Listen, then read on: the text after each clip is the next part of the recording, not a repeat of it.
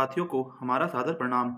हमने भारतीय संविधान और राज्य व्यवस्था के लिए अभी 1.5 घंटे की एक मास्टर वीडियो परीक्षा के समय अंतिम रिवीजन के लिए डाली है। उसी श्रृंखला के अंतर्गत हम भारतीय अर्थव्यवस्था की वीडियो बनाने जा रहे हैं, जिसमें हम पूरी अर्थव्यवस्था को 1 से 1.5 घंटे में कवर करने जा रहे हैं, जिससे आप दरोगा और क्लर्क से पहले इसको देखकर एग्जाम में अच्छे कॉन्फिडेंस के साथ जा सकें।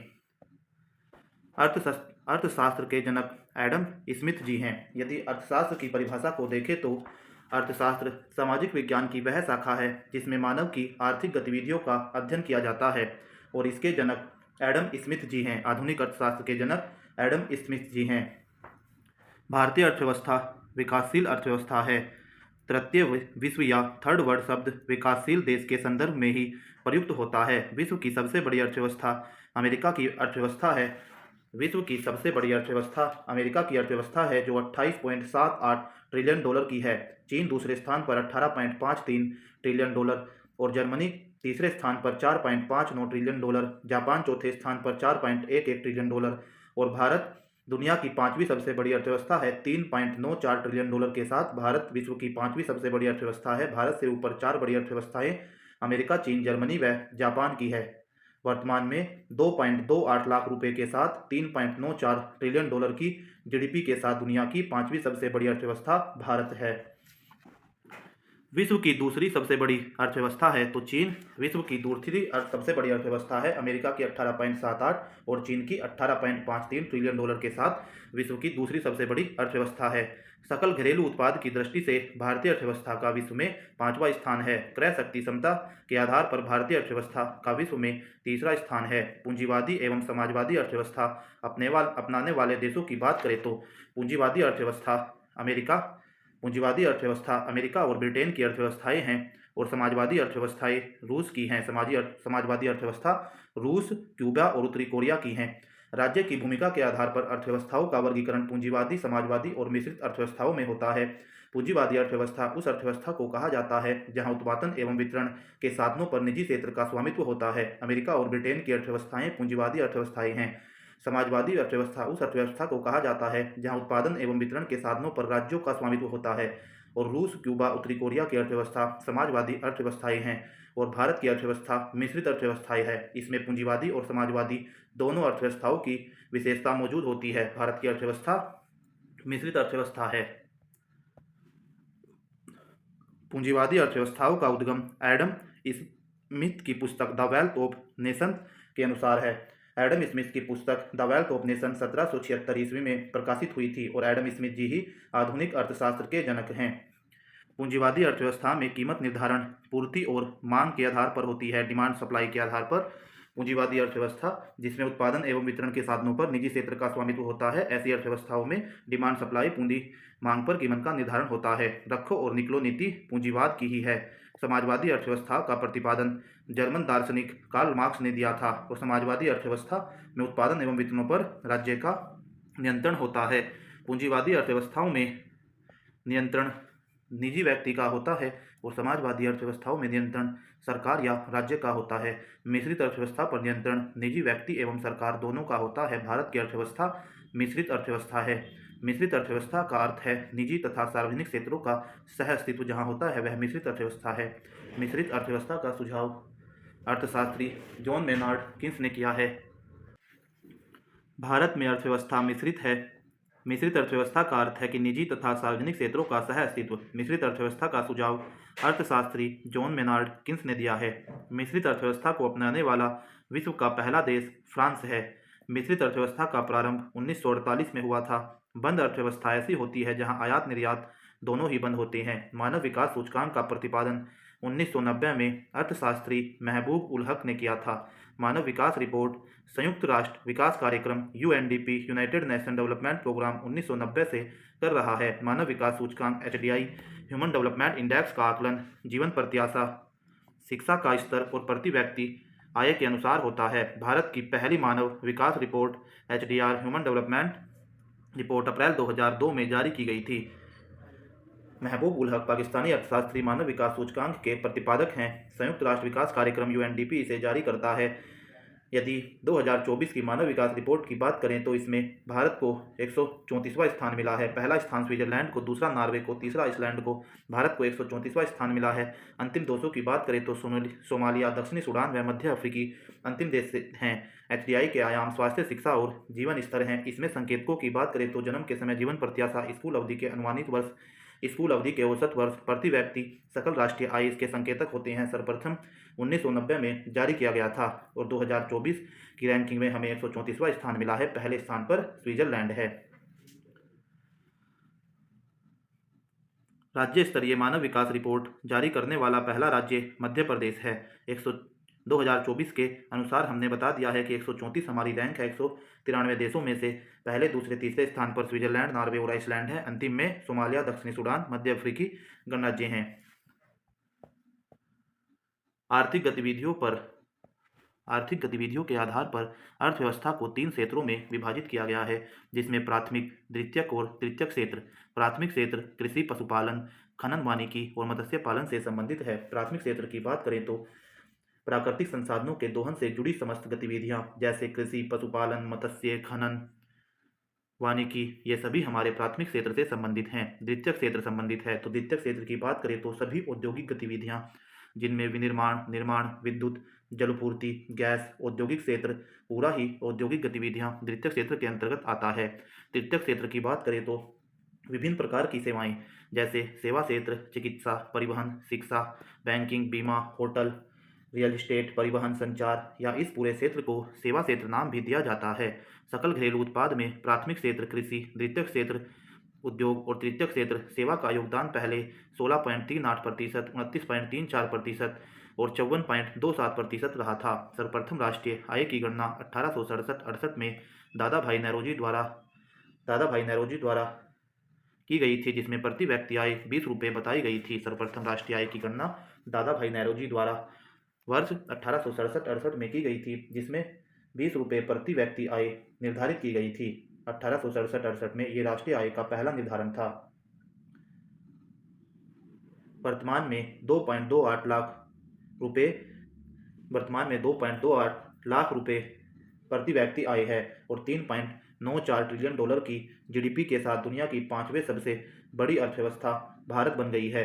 अमेरिका, चीन, जर्मनी, जापान पहले, दूसरे, तीसरे स्थान पर हैं और भारत $3.94 ट्रिलियन के साथ विश्व की 5वीं सबसे बड़ी अर्थव्यवस्था है।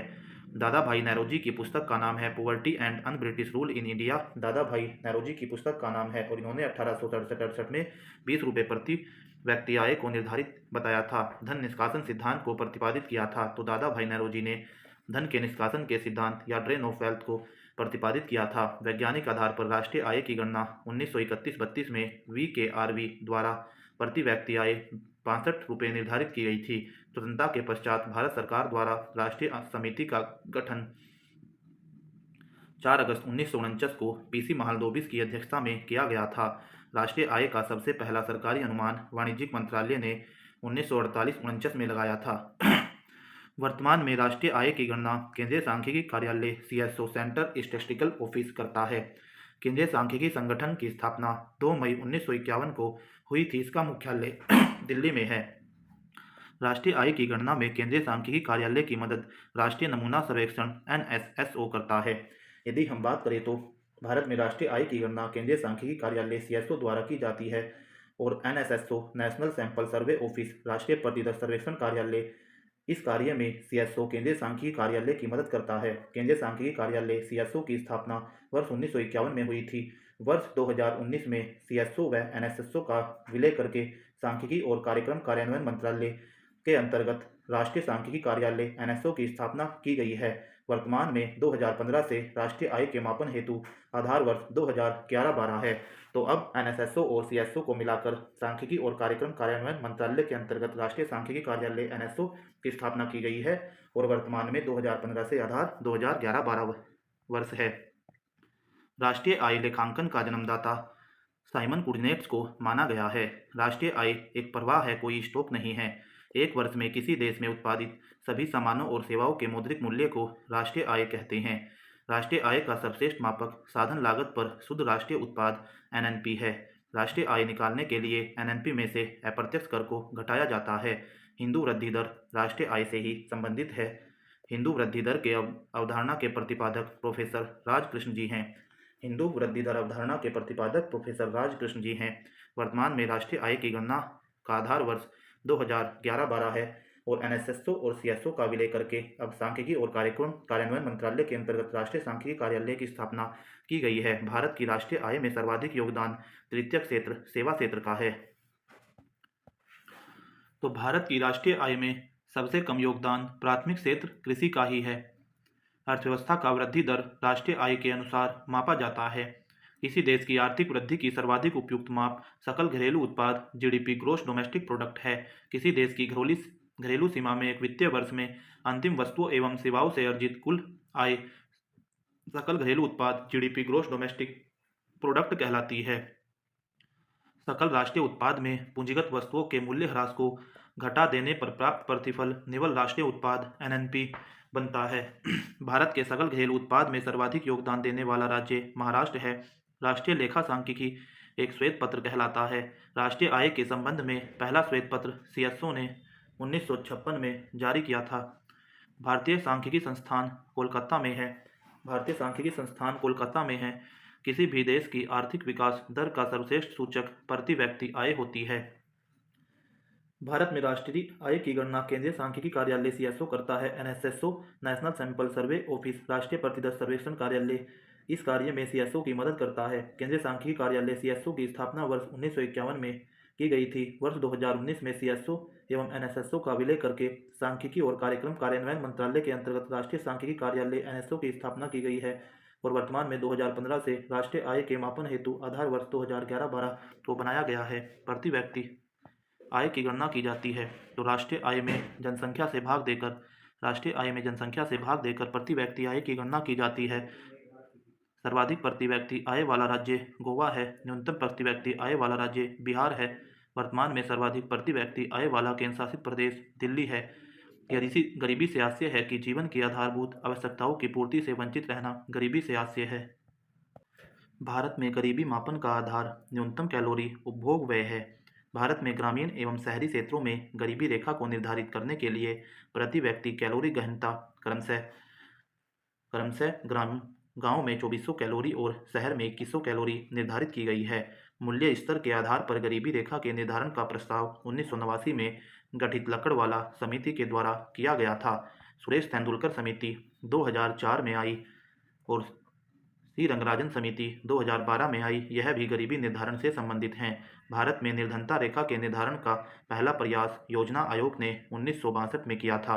वर्तमान में भारत में निर्धनता रेखा या गरीबी रेखा का निर्धारण नीति आयोग करता है और लोरेंज वक्र व्यक्तियों के आय वितरण का चित्रीय प्रदर्शन करता है। गिने गुणांक भी आय के वितरण की विषमता की माप की सबसे प्रचलित विधि मापी जाती है। विश्व बैंक का गरीबी रेखा निर्धारण मानक $1.25 प्रतिदिन आय है। भारत में गरीबी निवारण के लिए अंत्योदय कार्यक्रम 1978 में प्रारंभ किया गया था और अंत्योदय अन्न योजना की शुरुआत 25 दिसंबर 2000 को राजस्थान से अटल बिहारी वाजपेयी द्वारा की गई थी। यदि हम गरीबी के बारे में सभी फैक्ट को देखें तो गरीबी एक ऐसी स्थिति है जिसमें व्यक्ति के पास उपलब्ध संसाधनों से अपनी न्यूनतम आवश्यकताओं की पूर्ति भी नहीं हो पाती है। इन न्यूनतम आवश्यकताओं में भोजन, कपड़ा, मकान, शिक्षा तथा स्वास्थ्य संबंधी मानवीय आवश्यकताएं भी व्यक्ति पूरी नहीं कर पाता है। भारत में गरीबी का अनुमान NSSO National Sample Survey Organisation द्वारा परिवार उपभोग व्यय के सर्वे के आधार पर लगाया जाता है। योजना आयोग पहले करता था लेकिन अब नीति आयोग उपभोग स्तर पर शहरी क्षेत्रों में 2100 कैलोरी प्रतिदिन और ग्रामीण क्षेत्रों में 2400 कैलोरी प्रतिदिन गरीबी की रेखा निर्धारित की गई है। अलग समिति ने पोषक तत्वों की आवश्यकता के आधार पर गरीबी रेखा का निर्धारण किया है।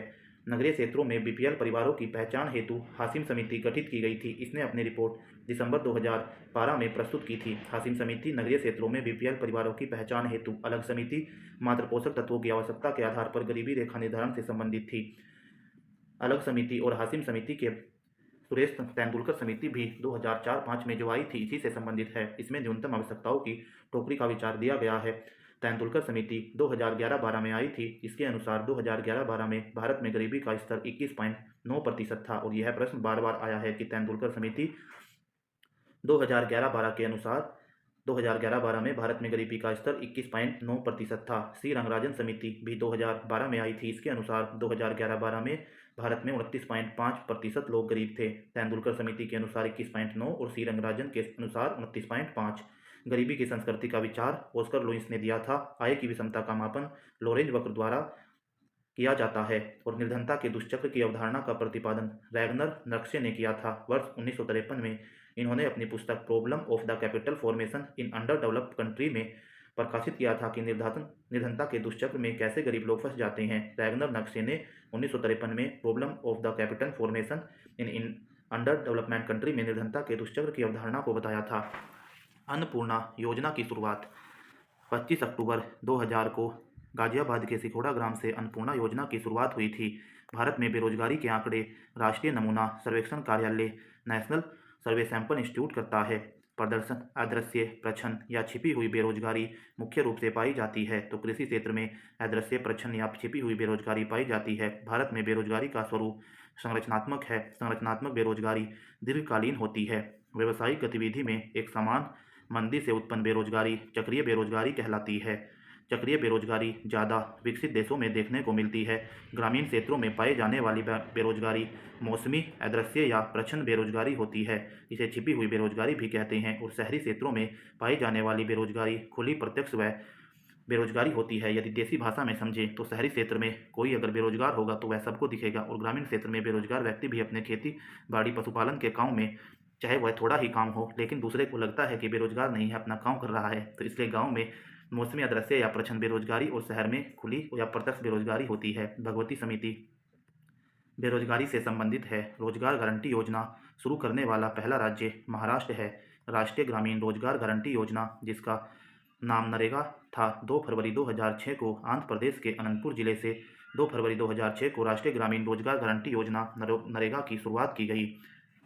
राष्ट्रीय ग्रामीण रोजगार गारंटी योजना, जिसका प्रारंभिक नाम नरेगा था, इसकी शुरुआत 2 फरवरी 2006 को आंध्र प्रदेश के अनंतपुर जिले से की गई। राष्ट्रीय ग्रामीण रोजगार योजना पूरे देश में 1 फरवरी 2008 से लागू की गई और नरेगा का नाम परिवर्तित कर मनरेगा। महात्मा गांधी राष्ट्रीय ग्रामीण रोजगार गारंटी अधिनियम 2 अक्टूबर 2009 में किया गया था और मनरेगा का लक्ष्य 100 दिन की रोजगार देना है। वर्तमान में इसे बढ़ा भी दिया गया है और सभी जिलों में 100 दिन की रोजगार गारंटी योजना लागू करने वाला प्रथम राज्य बिहार था।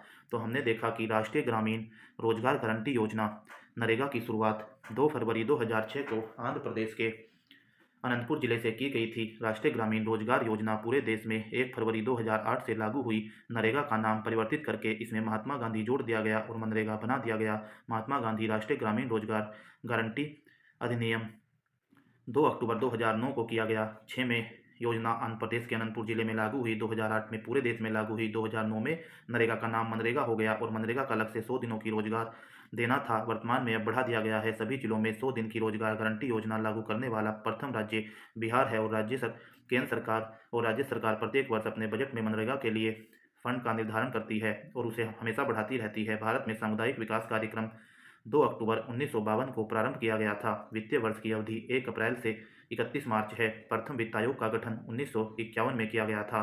वित्त आयोग का गठन राष्ट्रपति के द्वारा होता है अनुच्छेद 280(1) के तहत। हमने बताया था 2020 से 25 के लिए NK सिंह अध्यक्ष हैं और 26 से 30 के लिए जो निर्धारण किया गया है, अरविंद पनगड़िया को अध्यक्ष बनाया गया है। राज्य वित्त आयोग का गठन अनुच्छेद 243(ज) के अनुसार होता है। वित्त आयोग के प्रथम अध्यक्ष KC न्योगी हैं। वित्त आयोग के अध्यक्ष की नियुक्ति राष्ट्रपति करते हैं। वित्त आयोग के कार्यकाल 5 वर्ष का होता है। वित्त आयोग के सदस्यों की संख्या 5 होती है, जिसमें अध्यक्ष और 4 सदस्य होते हैं। 5 सदस्य वित्त आयोग होता है। 14वें वित्त आयोग के अध्यक्ष YV रेड्डी थे। 15वां वित्त आयोग की अवधि 2020 से 25 है। NK सिंह इसके अध्यक्ष हैं। 16वां वित्त आयोग भी घोषित किया जा चुका है, जो 26 से 30 होने वाला है। अरविंद पनगड़िया जी इसके अध्यक्ष हैं। वित्त आयोग का मुख्य कार्य है केंद्र तथा राज्य के बीच राजस्व का बंटवारा करना। 7वें वेतन आयोग का गठन फरवरी 2014 में किया गया। 7वें वेतन आयोग के अध्यक्ष अशोक कुमार माथुर जी हैं। योजना आयोग द्वारा इंडिया विजन 2020 का दस्तावेज प्रस्तुत 23 जनवरी 2003 को श्यामा प्रसाद गुप्ता की अध्यक्षता में किया गया था। भारत में योजना का स्वरूप मिश्रित योजना का स्वरूप है, जिसमें केंद्र और राज्य सरकार दोनों ही अपनी अपनी योजनाएं चलाती है। भारत में सर्वप्रथम आर्थिक नियोजन से संबंधित विचार एम विश्वेश्वरैया ने 1934 में दिया था। भारत में सर्वप्रथम आर्थिक नियोजन से संबंधित विचार एम विश्वेश्वरैया ने 1934 में दिया था।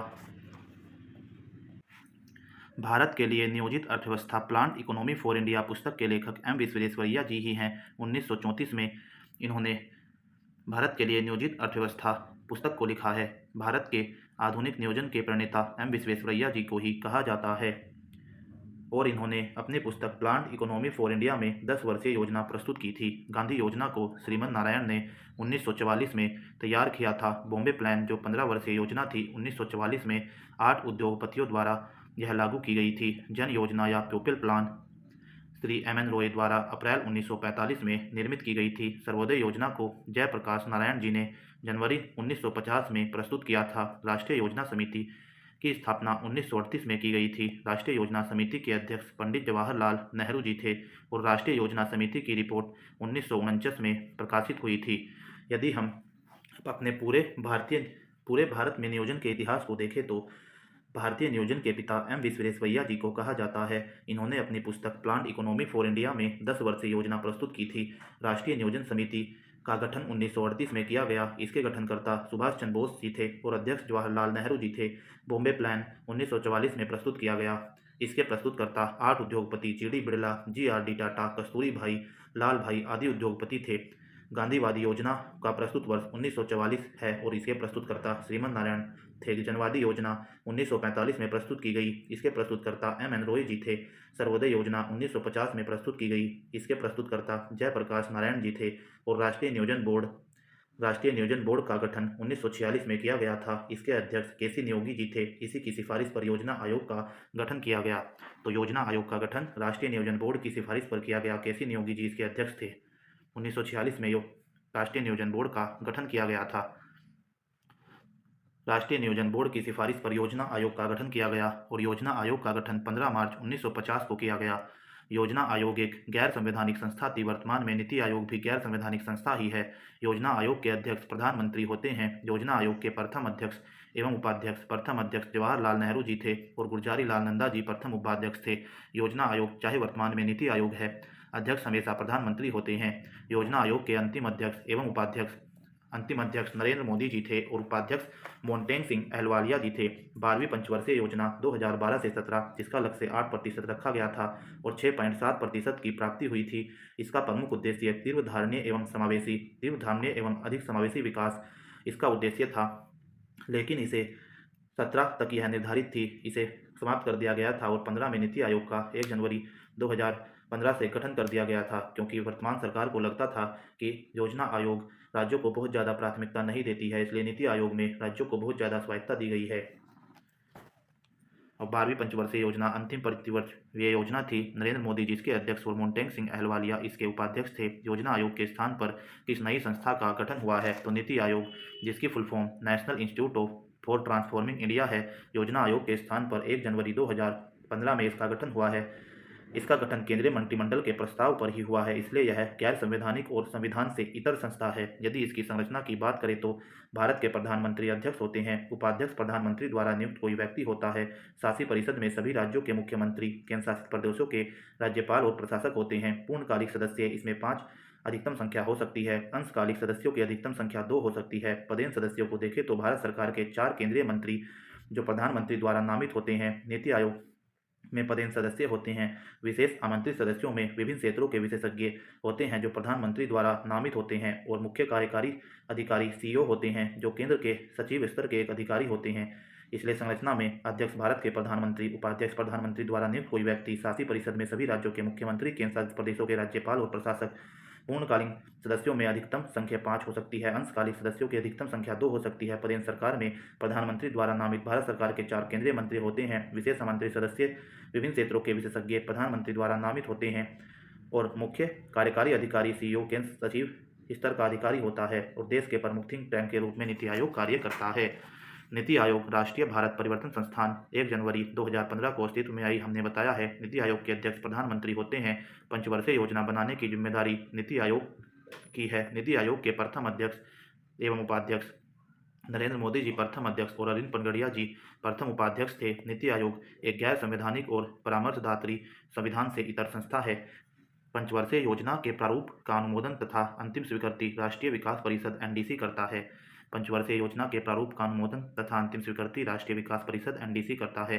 राष्ट्रीय विकास परिषद (एनडीसी) का गठन 6 अगस्त 1952 को हुआ था। एनडीसी का अध्यक्ष प्रधानमंत्री जी होते हैं।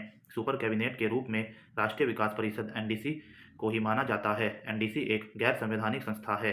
राष्ट्रीय विकास परिषद का पदेन सचिव नीति आयोग के सचिव ही होते हैं। नियोजन से तात्पर्य है कि आर्थिक नियोजन और नियोजन को सर्वप्रथम रूस ने अपनाया है। नियोजन को सर्वप्रथम रूस ने अपनाया है। आर्थिक नियोजन समवर्ती सूची का विषय है। आर्थिक नियोजन समवर्ती सूची का विषय है। आर्थिक नियोजन 7वीं अनुसूची से संबंधित है। नियोजन आर्थिक विकास का शुभारंभ 1951 में हुआ था और हमने नियोजन का पूरा इतिहास देखा है। भारत में नियोजन का इतिहास दोबारा से देखें तो एम विश्वेश्वरैया जी ने 1934 में अपनी पुस्तक प्लान्ड इकोनॉमी फॉर इंडिया में 10 वर्षीय योजना प्रस्तुत की थी। राष्ट्रीय नियोजन समिति उसके बाद 1938 में गठित हुई। इसके गठनकर्ता सुभाष चंद्र बोस जी थे। अध्यक्ष जवाहरलाल नेहरू जी थे। बॉम्बे प्लान 1944 में प्रस्तुत किया गया। इसके प्रस्तुतकर्ता जीडी बिरला जी, जीआरडी टाटा जी, कस्तूरी भाई और लाल भाई आदि उद्योगपति थे। गांधीवादी योजना 1944 में प्रस्तुत की गई। इसके प्रस्तुतकर्ता श्रीमन नारायण जी थे। जनवादी योजना 1945 में प्रस्तुत की गई। इसके प्रस्तुतकर्ता एम.एन. रॉय जी थे। सर्वोदय योजना 1950 में प्रस्तुत की गई। इसके प्रस्तुतकर्ता जयप्रकाश नारायण जी थे और राष्ट्रीय नियोजन बोर्ड 1946 में गठित हुआ। इसी की सिफारिश पर योजना आयोग का गठन किया गया और इस बोर्ड के अध्यक्ष के.सी. न्योगी थे। योजना आयोग का गठन राष्ट्रीय नियोजन बोर्ड के सिफारिश पर किया गया और राष्ट्रीय नियोजन बोर्ड 1946 में बना था। फिर योजनाएं आयोग के तहत योजनाएं चली, जिसमें 12 पंचवर्षीय योजनाएं चली। 2015 में ही योजना आयोग को समाप्त कर दिया गया। वर्तमान में अब नीति आयोग चल रहा है। योजना आयोग और नीति आयोग के अध्यक्ष प्रधानमंत्री ही होते हैं। भारत में पंचवर्षीय योजनाओं के क्रियान्वयन का दायित्व केंद्र और राज्य सरकार दोनों का होता है। भारत में पंचवर्षीय योजनाएं रूस से प्रेरित हैं। प्रथम पंचवर्षीय योजना 1951 से 56 हेराल्ड डोमर मॉडल पर आधारित है। पंचवर्षीय योजना से पहले यदि हम योजना आयोग को देखें तो इसकी गठन की तिथि, योजना आयोग के गठन की तिथि 15 मार्च 1950 है और हमने बताया कि राष्ट्रीय नियोजन बोर्ड जिसके अध्यक्ष के.सी. न्योगी थे 1946 में गठित था। इसी की सिफारिश पर योजना आयोग का गठन किया गया था और योजना आयोग के गठन की तिथि 15 मार्च 1950 है। इसका गठन मंत्रिमंडल के प्रस्ताव द्वारा किया गया था। यह संविधान से इतर संस्था है। इसे अगस्त 2014 में ही भंग कर दिया गया। 2017 तक 12 से 17 12वीं पंचवर्षीय योजना निर्धारित थी, लेकिन अगस्त 2014 में ही इसे भंग कर दिया गया है। प्रथम अध्यक्ष योजना आयोग के पंडित जवाहरलाल नेहरू थे। प्रथम उपाध्यक्ष गुलजारी लाल नंदा थे। अंतिम अध्यक्ष नरेंद्र मोदी जी थे और अंतिम उपाध्यक्ष मोन्टेग सिंह अहलवालिया थे। और 1 जनवरी 2015 से योजना आयोग के स्थान पर नीति आयोग बनाया गया और 12वीं पंचवर्षीय योजना को अगस्त 2014 में ही समाप्त कर दिया गया। प्रथम पंचवर्षीय योजना 1951 से 56 हेराल्ड डोमर मॉडल पर आधारित थी। इसमें 2.1 का लक्ष्य रखा गया था और 3.6 की प्राप्ति हुई थी। इसका प्रमुख उद्देश्य कृषि था। प्रथम पंचवर्षीय योजना का मुख्य उद्देश्य कृषि विकास था। द्वितीय पंचवर्षीय योजना 1956 से 61 आधारित थी। पीसी महालनोबिस मॉडल पर द्वितीय पंचवर्षीय योजना आधारित थी। भारी एवं आधारभूत उद्योगों को द्वितीय पंचवर्षीय योजना में उद्देश्य रखा गया था और यह 4.5 का इसमें लक्ष्य रखा गया था। 4.1 की प्राप्ति हुई थी। राउरकेला उड़ीसा, भिलाई छत्तीसगढ़, दुर्गापुर पश्चिम बंगाल इस्पात कारखानों की स्थापना दूसरी योजना के काल में ही हुई। हमने बताया दूसरी पंचवर्षीय योजना 1956 से 61 4.5 का लक्ष्य रखा गया। 4.1 की प्राप्ति हुई। भारी एवं आधारभूत उद्योगों को इसमें प्राथमिकता दी गई।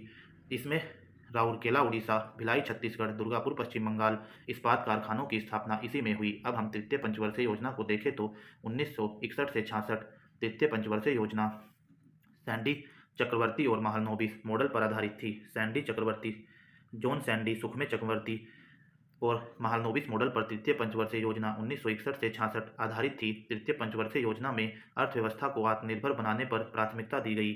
इसमें कृषि एवं उद्योग को प्रमुख रखा गया और 5.6 का इसमें लक्ष्य रखा गया और 2.5 की ही प्राप्ति हुई थी। यह अब तक की सबसे असफल योजना है। अब तक की सबसे असफल योजना तृतीय पंचवर्षीय योजना ही है। 5.6 का लक्ष्य, 2.5 की प्राप्ति। तो अब तक की सबसे असफल योजना तृतीय पंचवर्षीय योजना ही है। तृतीय योजना का विकास दर 5.6% रखा गया था और 2.8% की ही केवल प्राप्ति हुई थी। और तृतीय पंचवर्षीय योजना की असफलता के कारणों को देखें तो भारत पाक युद्ध 1965, भारत चीन युद्ध 1962 एवं भयंकर अकाल, ये 3 मुख्य कारण हैं जो तृतीय पंचवर्षीय योजना असफल हुई थी। 1964 में बोकारो स्टील प्लांट की स्थापना की गई थी। तो तृतीय पंचवर्षीय योजना 1961 से 66 के काल में ही 1964 में बोकारो स्टील प्लांट की स्थापना की गई थी। 3 वार्षिक योजनाओं को योजना अवकाश की संज्ञा दी गई है, जिसमें से 66 से 67, 67 से 68, 68 से 69 3 वार्षिक योजनाएं लाई गई थी। योजना अवकाश की अवधि 1966 से 69 थी। चतुर्थ योजना की अवधि 1969 से 74 है, जिसका लक्ष्य 5.7 रखा गया था और 3.3 की प्राप्ति हुई थी, और इसका उद्देश्य स्थिरता के साथ विकास एवं आत्मनिर्भरता की प्राप्ति था, और यह योजना DR गाडगिल मॉडल पर आधारित थी। गाडगिल योजना कहलाता है, तो चतुर्थ योजना ही हमारी गाडगिल योजना कहलाती है। चतुर्थ पंचवर्षीय योजना का मुख्य उद्देश्य था स्थिरता के साथ विकास एवं आत्मनिर्भरता की प्राप्ति। चतुर्थ पंचवर्षीय योजना का मुख्य उद्देश्य था। 14 बैंकों का राष्ट्रीयकरण किया गया था। तो चतुर्थ योजना के काल में ही 1969 में जो 14 बैंकों का राष्ट्रीयकरण किया गया था। भारत में सर्वप्रथम परिवार नियोजन कार्यक्रम शुरू किया गया था। 1952 में भारत में सर्वप्रथम परिवार नियोजन कार्यक्रम शुरू किया गया था। 5वीं योजना का काल था, तो 1974 से 78 के बीच 5वीं पंचवर्षीय योजना थी, जो 1 साल पहले ही समाप्त कर दी गई थी। 74 से 69 तक प्रस्तावित थी, लेकिन 78 में 1 साल पहले ही समाप्त कर दी गई थी। 4.4 लक्ष्य रखा गया था, 5 की प्राप्ति हुई थी, और गरीबी उन्मूलन और आत्मनिर्भरता की प्राप्ति इसका उद्देश्य था। 5वीं पंचवर्षीय योजना का मॉडल D.P. धर ने प्रस्तुत किया था। 5वीं योजना का मुख्य उद्देश्य निर्धनता उन्मूलन एवं आर्थिक आत्मनिर्भरता थी। गरीबी उन्मूलन एवं आर्थिक आत्मनिर्भरता 5वीं योजना का मुख्य उद्देश्य था। 4 वर्ष की पंचवर्षीय योजना थी, तो 5वीं पंचवर्षीय योजना जो 74 से 78 तक चली 4 वर्ष की योजना थी, और 1 वर्ष पूर्व ही इसे समाप्त कर दिया गया था। 1979 में समाप्त होनी थी, 78 में समाप्त कर दिया गया था। इंदिरा गांधी द्वारा गरीबी मिटाओ तथा निर्धनता उन्मूलन का नारा दिया गया था। तो 5वीं योजना 1974 से 78 के काल में ही इंदिरा गांधी जी द्वारा गरीबी हटाओ और निर्धनता उन्मूलन गरीबी उन्मूलन का नारा दिया गया था। काम के बदले अनाज कार्यक्रम 1977 से 78 5वीं योजना के काल में ही चला था। 1975 में इंदिरा गांधी जी द्वारा 20 सूत्रीय कार्यक्रम 1975 में इंदिरा गांधी जी द्वारा 20 सूत्रीय कार्यक्रम 5वीं योजना 1974 से 78 के काल में ही हुआ। 2 अक्टूबर 1975 को क्षेत्रीय ग्रामीण bank regional rural bank RRB की स्थापना 5वीं योजना के काल में ही हुई। 1974 में राष्ट्रीय न्यूनतम आवश्यकता कार्यक्रम NMNP 5वीं योजना 1974 से 78 के बीच ही लागू हुआ। अनवरत योजना, जिसे रोलिंग प्लान भी कहा जाता है, 1978 से 80 के बीच 2 वर्ष की योजना थी। 5वीं योजना के बाद यह आई थी। अनवरत योजना गुन्नार मिडल की देन है। इसके प्रतिपादक रैगनर फ्रिस जी हैं। अनवरत योजना गांधीवादी मॉडल पर आधारित है। अनवरत योजना 78 से 30 2 वर्ष की योजना थी। गुन्नार मिडल द्वारा निर्धारित थी। इंदिरा गांधी जी द्वारा 1980 में ही इसे समाप्त कर दिया गया था। छठी योजना 1980 से 85 आगत निर्गत मॉडल पर आधारित थी। छठी योजना 1980 से 85 आगत निर्गत मॉडल पर आधारित थी। 5.2 लक्ष्य रखा गया था, 5.4 की प्राप्ति हुई थी। गरीबी उन्मूलन एवं रोजगार में वृद्धि, रोजगार सृजन एवं गरीबी उन्मूलन इसका लक्ष्य था। छठी योजना 1980 से 85 के बीच। बेरोजगारी उन्मूलन से संबंधित IRDP, NREP, ट्राइसरेम, द्वाकरा, RLEGP ये सभी कार्यक्रम छठी योजना के काल में ही लागू हुए हैं। तो बेरोजगारी उन्मूलन से संबंधित IRDP, NREP, ट्राइसरेम, द्वाकरा, RLEGP कार्यक्रम छठी योजना में किए गए हैं। यदि हम सबसे पहले IRDP को देखें तो एकीकृत ग्रामीण विकास कार्यक्रम, इसका मकसद ग्रामीण इलाकों की सामाजिक आर्थिक स्थिति में सुधार लाना था, और इसकी शुरुआत 1978 में हुई थी, लेकिन 1980 में ही इसे लागू किया गया था, और इसका मकसद ग्रामीण इलाकों में रोजगार पैदा करना, नए कौशल सिखाना और बुनियादी ढांचों में सुधार करना था। और इस कार्यक्रम के तहत सड़क और जलापूर्ति जैसी बुनियादी ढांचों में भी सुधार किया गया था। यदि हम दूसरे कार्यक्रम NREP की बात करें तो NREP 1980 में गरीबी और बेरोजगारी को खत्म करने के लिए शुरू हुआ था। राष्ट्रीय ग्रामीण रोजगार कार्यक्रम NREP गरीबी और बेरोजगारी को खत्म करने के लिए शुरू किया गया था। इस कार्यक्रम का उद्देश्य बेरोजगार मजदूरों के लिए रोजगार जैसे साधन जैसे मछली पालन, ईंधन और ऊर्जा प्लांट लगाना, चारागाहों के लिए चारा विकास प्लांट विकसित करना जैसे कार्यक्रम राष्ट्रीय ग्रामीण रोजगार कार्यक्रम NREP 1980 में शुरू हुआ था। ट्राइसम की बात करें तो 1979 में ट्राइसम शुरू हुआ। ग्रामीण युवाओं को स्वरोजगार हेतु तकनीकी एवं उद्यमिता तथा कौशल प्रशिक्षण प्रदान करने से संबंधित ट्राइसम है। द्वाकरा की बात करें तो development of women and children in rural area, द्वाकरा 1982 में इसका शुभारंभ हुआ। ग्रामीण क्षेत्रों की महिलाओं एवं बच्चों का विकास करना द्वाकरा का लक्ष्य था। RLEGP की बात करें तो ग्रामीण भूमिहीन रोजगार गारंटी कार्यक्रम। ग्रामीण भूमिहीन रोजगार गारंटी कार्यक्रम RLEGP। यह कार्यक्रम भारत की प्रधानमंत्री इंदिरा गांधी जी ने 15 अगस्त 1983 को शुरू किया था और इस कार्यक्रम में छठी पंचवर्षीय योजना के दौरान इसे शुरू किया गया था। इस कार्यक्रम का पूरा खर्च भी केंद्र सरकार ने ही उठाया था। इस कार्यक्रम के अंतर्गत भूमिहीनों को रोजगार दिया गया, 100 दिन का रोजगार दिया जाता था और साल 1989 में इस कार्यक्रम को जवाहर रोजगार योजना में मिला दिया गया था। तो हमने IRDP, NREP, ट्राइसम ड्वाक्रा और RLEGP जो ग्रामीण भूमिहीन रोजगार गारंटी कार्यक्रम है उनको देखा है। राष्ट्रीय ग्रामीण रोजगार का योजना छठी योजना के काल में ही प्रारंभ की गई थी। सातवीं योजना की अवधि 1985 से 90 थी। सातवीं योजना की अवधि 1985 से 90 थी। इसका लक्ष्य 5.2 रखा गया था और 5.4 की लक्ष्य से अधिक प्राप्ति हुई थी। गरीबी उन्मूलन एवं रोजगार में वृद्धि 5.0 लक्ष्य रखा गया था। 5.8 की सातवीं योजना 1985 से 90 थी। 5.0 लक्ष्य रखा गया था। 5.8 की प्राप्ति हुई थी। इसमें प्रमुख उद्देश्य विकास, आधुनिकीकरण, आत्मनिर्भरता और सामाजिक न्याय था। इसका लक्ष्य विकास, आधुनिकीकरण, आत्मनिर्भरता और सामाजिक न्याय था। इंदिरा आवास योजना। इंदिरा आवास योजना 1985-86। जवाहर रोजगार योजना 28 अप्रैल 1989 का प्रारंभ सातवीं योजना के काल में ही हुआ था और सातवीं योजना 1985 से 90 में हुई। 5.0 लक्ष्य, 5.8 की प्राप्ति, विकास, आधुनिकीकरण, आत्मनिर्भरता और सामाजिक न्याय इसके लक्ष्य थे। नेहरू रोजगार योजना अक्टूबर 1989 का प्रारंभ सातवीं योजना के काल में ही हुआ था। आठवीं पंचवर्षीय योजना 1992 से 97 जॉन W मिलर मॉडल पर आधारित थी। सातवीं योजना 85 से 90 के बाद 1990 से 92 भी योजना अवकाश रहा है। फिर आठवीं योजना 1992 से 97 आई जिसमें लक्ष्य 5.6 रखा गया और 6.7 की प्राप्ति हुई।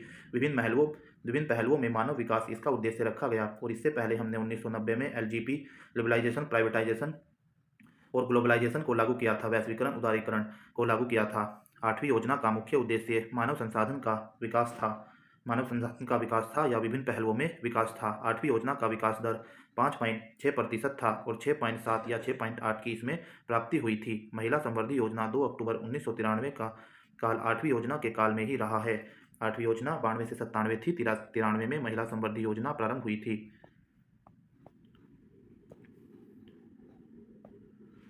प्रधानमंत्री रोजगार योजना 15 अगस्त 1993 की शुरुआत आठवीं योजना के काल में ही हुई। आठवीं योजना 1992 से 97, 15 अगस्त 1993 को प्रधानमंत्री रोजगार योजना की शुरुआत इसमें हुई। आगत निर्गत मॉडल पर आधारित नौवीं योजना 1997 से 2002 का उद्देश्य था सामाजिक न्याय और समानता के साथ आर्थिक विकास। आगत निर्गत मॉडल पर आधारित नौवीं योजना 1997 से 2002 का प्रमुख उद्देश्य सामाजिक न्याय और समानता के साथ आर्थिक विकास था। 10वीं योजना 2002 से 2007 तक रही है और 10वीं योजना का मुख्य उद्देश्य देश में गरीबी और बेरोजगारी समाप्त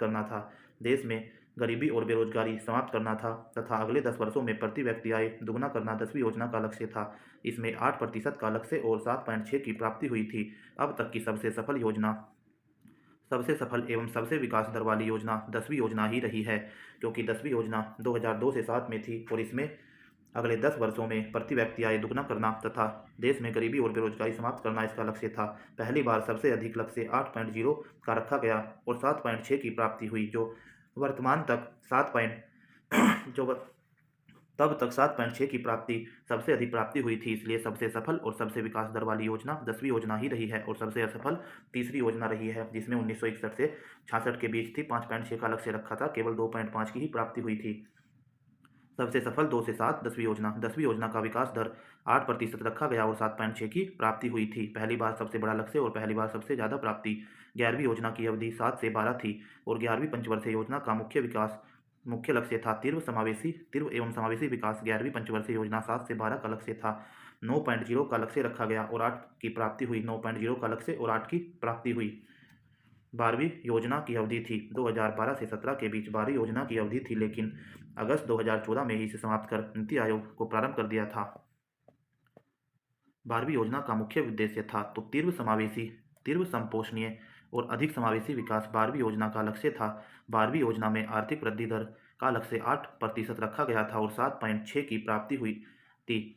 योजना पत्रिका का प्रकाशन किया जाता है। सूचना एवं प्रसारण मंत्रालय द्वारा योजना पत्रिका का प्रकाशन किया जाता है। यदि हम सभी योजनाओं को दोबारा से देखें तो पहली योजना 1951 से 56 में आई। 2.1 का लक्ष्य रखा गया, 3.6 की प्राप्ति हुई। कृषि प्रमुख लक्ष्य था, हेराल्ड-डोमर मॉडल पर आधारित थी। दूसरी पंचवर्षीय योजना 1956 से 61 4.5 का लक्ष्य रखा गया, 4.1 की प्राप्ति हुई। भारी उद्योग पर आधारित थी। पीसी महालनोबिस मॉडल पर आधारित थी। तीसरी पंचवर्षीय योजना 1961 से 66 5.6 लक्ष्य रखा गया। 2.5 की प्राप्ति हुई। कृषि एवं उद्योग पर संयुक्त रूप से ध्यान दिया गया। जॉन सैंडी सुखमय चक्रवर्ती मॉडल पर आधारित थी। 66 के बाद 3 वर्षों के लिए योजना अवकाश रहा। 66 से 67, 67 से 68, 68 से 69 तक योजना अवकाश रहा। फिर चौथी पंचवर्षीय योजना 1969 से 74 आई, जिसमें 5.7 का लक्ष्य और 3.3 की प्राप्ति हुई। स्थिरता के साथ विकास एवं आत्मनिर्भरता की प्राप्ति इसका लक्ष्य रखा गया। पांचवी योजना 1974 से 78 4.4 का लक्ष्य रखा गया। 5 की प्राप्ति हुई। गरीबी उन्मूलन और आत्मनिर्भरता की प्राप्ति इसका प्रमुख उद्देश्य था। पांचवी योजना के बाद, जिसे 1 वर्ष पूर्व ही खत्म कर दिया गया था, 78 में ही अनवरत योजना आई। 78 से 80 गुलनार मेडल पर आधारित थी। 1978 से 83 तक निर्धारित थी, लेकिन इंदिरा गांधी जी ने 1980 में ही समाप्त कर दिया था। छठवीं योजना 1985 में आई, 80 से 85 तक थी। 80 में आई। 5.2 का लक्ष्य, 5.4 की प्राप्ति हुई। गरीबी उन्मूलन एवं रोजगार में वृद्धि प्रमुख उद्देश्य था। सातवीं योजना 1985 से 90, 5.0 का लक्ष्य, 5.8 की प्राप्ति हुई। विकास, आधुनिकीकरण, आत्मनिर्भरता तथा सामाजिक न्याय इसका प्रमुख उद्देश्य था। 90 के बाद दोबारा 2 वर्ष का योजना अवकाश रहा। 8वीं योजना 92 से 97 रही। 5.6 का लक्ष्य और 6.7 की प्राप्ति। विभिन्न पहलुओं में मानव विकास इसका लक्ष्य था। 9वीं योजना 1997 से 2002, 6.5 का लक्ष्य रखा गया। 5.5 की प्राप्ति हुई। न्यायपूर्ण वितरण एवं समता के साथ विकास इसका उद्देश्य था। 10वीं योजना 2002 से 7 थी। 8.0 का लक्ष्य रखा गया। 7.6 की प्राप्ति हुई। अगले 10 वर्षों में प्रति व्यक्ति आय दुगुना करना इसका लक्ष्य था। 11वीं योजना 2007 से 12 में आई। 9.0 लक्ष्य रखा गया। 8 की प्राप्ति हुई। तीव्र एवं समावेशी विकास इसका उद्देश्य था। 12वीं योजना 2012 से 17, 8 लक्ष्य रखा गया और 6.7 की प्राप्ति हुई। तीव्र, धर्मी एवं अधिक समावेशी विकास इसका प्रमुख उद्देश्य था। आर्थिक सुधारों नीतियों का शुभारंभ 1991 में किया गया। नई आर्थिक नीति 1991 के दौरान भारत के वित्त मंत्री मनमोहन सिंह जी थे। आर्थिक क्षेत्र में उदारीकरण के लिए एक नए युग की शुरुआत 1991 से ही हुई। इसमें एलपीजी को लागू किया गया। लिबरलाइजेशन, प्राइवेटाइजेशन और ग्लोबलाइजेशन। लिबरलाइजेशन अर्थात उदारीकरण, प्राइवेटाइजेशन अर्थात निजीकरण और ग्लोबलाइजेशन अर्थात वैश्वीकरण। भारतीय अर्थव्यवस्था के उदारीकरण का अग्रदूत मनमोहन सिंह जी को ही कहा जाता है, क्योंकि इनके वित्त मंत्री रहते ही भारत में एलपीजी लागू हुई। ट्राइसेम ग्रामीण युवाओं हेतु स्वरोजगार प्रशिक्षण योजना की शुरुआत 15 अगस्त 1979 को हुई थी और यह हमारी अनवरत योजना के काल में हुई थी, लेकिन इसे छठी योजना में लागू किया गया था 1980 में। ग्रामीण क्षेत्रों में महिला एवं बाल विकास कार्य। ग्रामीण क्षेत्रों में महिला एवं बाल विकास कार्य, जिसे इंग्लिश में देखें तो development of women and children in rural area, द्वाकरा, जो 1982 में प्रारंभ हुई थी। राष्ट्रीय ग्रामीण रोजगार योजना NREP 1980 में ही छठी योजना के काल में ही प्रारंभ हुई। संपूर्ण ग्रामीण रोजगार योजना SGRY का शुभारंभ 25 सितंबर 2001 को 10वीं योजना के काल में हुआ। जवाहर ग्राम समृद्धि योजना का आरंभ 1 अप्रैल 1999 में। जवाहर ग्राम समृद्धि योजना का आरंभ 1 अप्रैल 1999 में 9वीं योजना के काल में हुआ। सर्व शिक्षा अभियान और प्रधानमंत्री ग्रामोदय योजना की शुरुआत 2000 से 2001 में। 9वीं योजना 1997 से 2 के बीच ही हुई। जल प्रबंधन से संबंधित हरियाली योजना का शुभारंभ 27 जनवरी 2003 को। 10वीं योजना 2002 से 7 के दौरान हुई। कृषक बीमा आय योजना का प्रारंभ 2003-4 में किया गया। स्व जलधारा कार्यक्रम दिसंबर 2002 में प्रारंभ किया गया। प्रधानमंत्री ग्राम सड़क योजना दिसंबर 2000 में प्रारंभ की गई। इंदिरा आवास योजना 1985-86 में प्रारंभ हुई। प्रधानमंत्री रोजगार सृजन कार्यक्रम PMEGP, प्रधानमंत्री रोजगार सृजन कार्यक्रम PMEGP, जिसमें ऋण पर सब्सिडी दी जाती है, यह 15 अगस्त 2008 से प्रारंभ हुआ। कपाट का गठन 1 सितंबर 1986 को हुआ था। इसमें मुख्यालय नई दिल्ली में है। कपाट का गठन 1 सितंबर 1986 को हुआ। इसका मुख्यालय नई दिल्ली में है। उपभोक्ता की बचत का सिद्धांत अल्फ्रेड मार्शल ने दिया था। उपभोक्ता की बचत का सिद्धांत अल्फ्रेड मार्शल ने दिया था। न्यूनतम समर्थन मूल्य कृषि से संबंधित है। मिनिमम सपोर्ट प्राइस MSP, न्यूनतम समर्थन मूल्य का निर्धारण कृषि लागत एवं मूल्य आयोग CACP करता है। न्यूनतम समर्थन मूल्य का निर्धारण कृषि लागत एवं मूल्य आयोग CACP करता है। खाद्यान्नों का न्यूनतम समर्थन मूल्य 1964-65 से शुरू किया गया था। यदि हम न्यूनतम समर्थन मूल्य की बात करें तो प्रधानमंत्री की अध्यक्षता वाली आर्थिक मामलों की मंत्रिमंडलीय समिति कुल 23 फसलों का न्यूनतम समर्थन मूल्य MSP निर्धारित करती है, जिसमें से 7 खाद्यान्न फसलें, 5 दलहनी फसलें, 7 तिलहनी फसलें और 4 वाणिज्यिक फसलें हैं। और वाणिज्यिक फसलों में गन्ना, कपास, कच्चा जूट और नारियल है। फसलों पर न्यूनतम समर्थन मूल्य एमएसपी की सिफारिश कृषि लागत एवं मूल्य आयोग सीएसीपी करता है। कृषि लागत एवं मूल्य आयोग की स्थापना जनवरी 1985 में कृषि मूल्य आयोग के नाम से की गई थी, जिसका 1985 में नाम बदलकर कृषि लागत एवं मूल्य आयोग सीएसीपी कर दिया था और कृषि एवं किसान कल्याण मंत्रालय के अंतर्गत सीएसीपी कार्य करता है। इसका मुख्यालय नई दिल्ली में है। तो हमने देखा कि खरीफ फसल में इस बार धान का रेट 5.35 से बढ़ाकर 2300 रुपये प्रति क्विंटल किया गया है और गेहूं का रेट 2024-25 के लिए 2275 रुपये क्विंटल निर्धारित था। गन्ना अगेती के लिए 375, सामान्य के लिए 365 उत्तराखंड में निर्धारित था। दोबारा से देखें तो कृषि लागत एवं मूल्य आयोग की स्थापना जनवरी 1965 में कृषि मूल्य आयोग के नाम से की गई थी। जनवरी 1965 में कृषि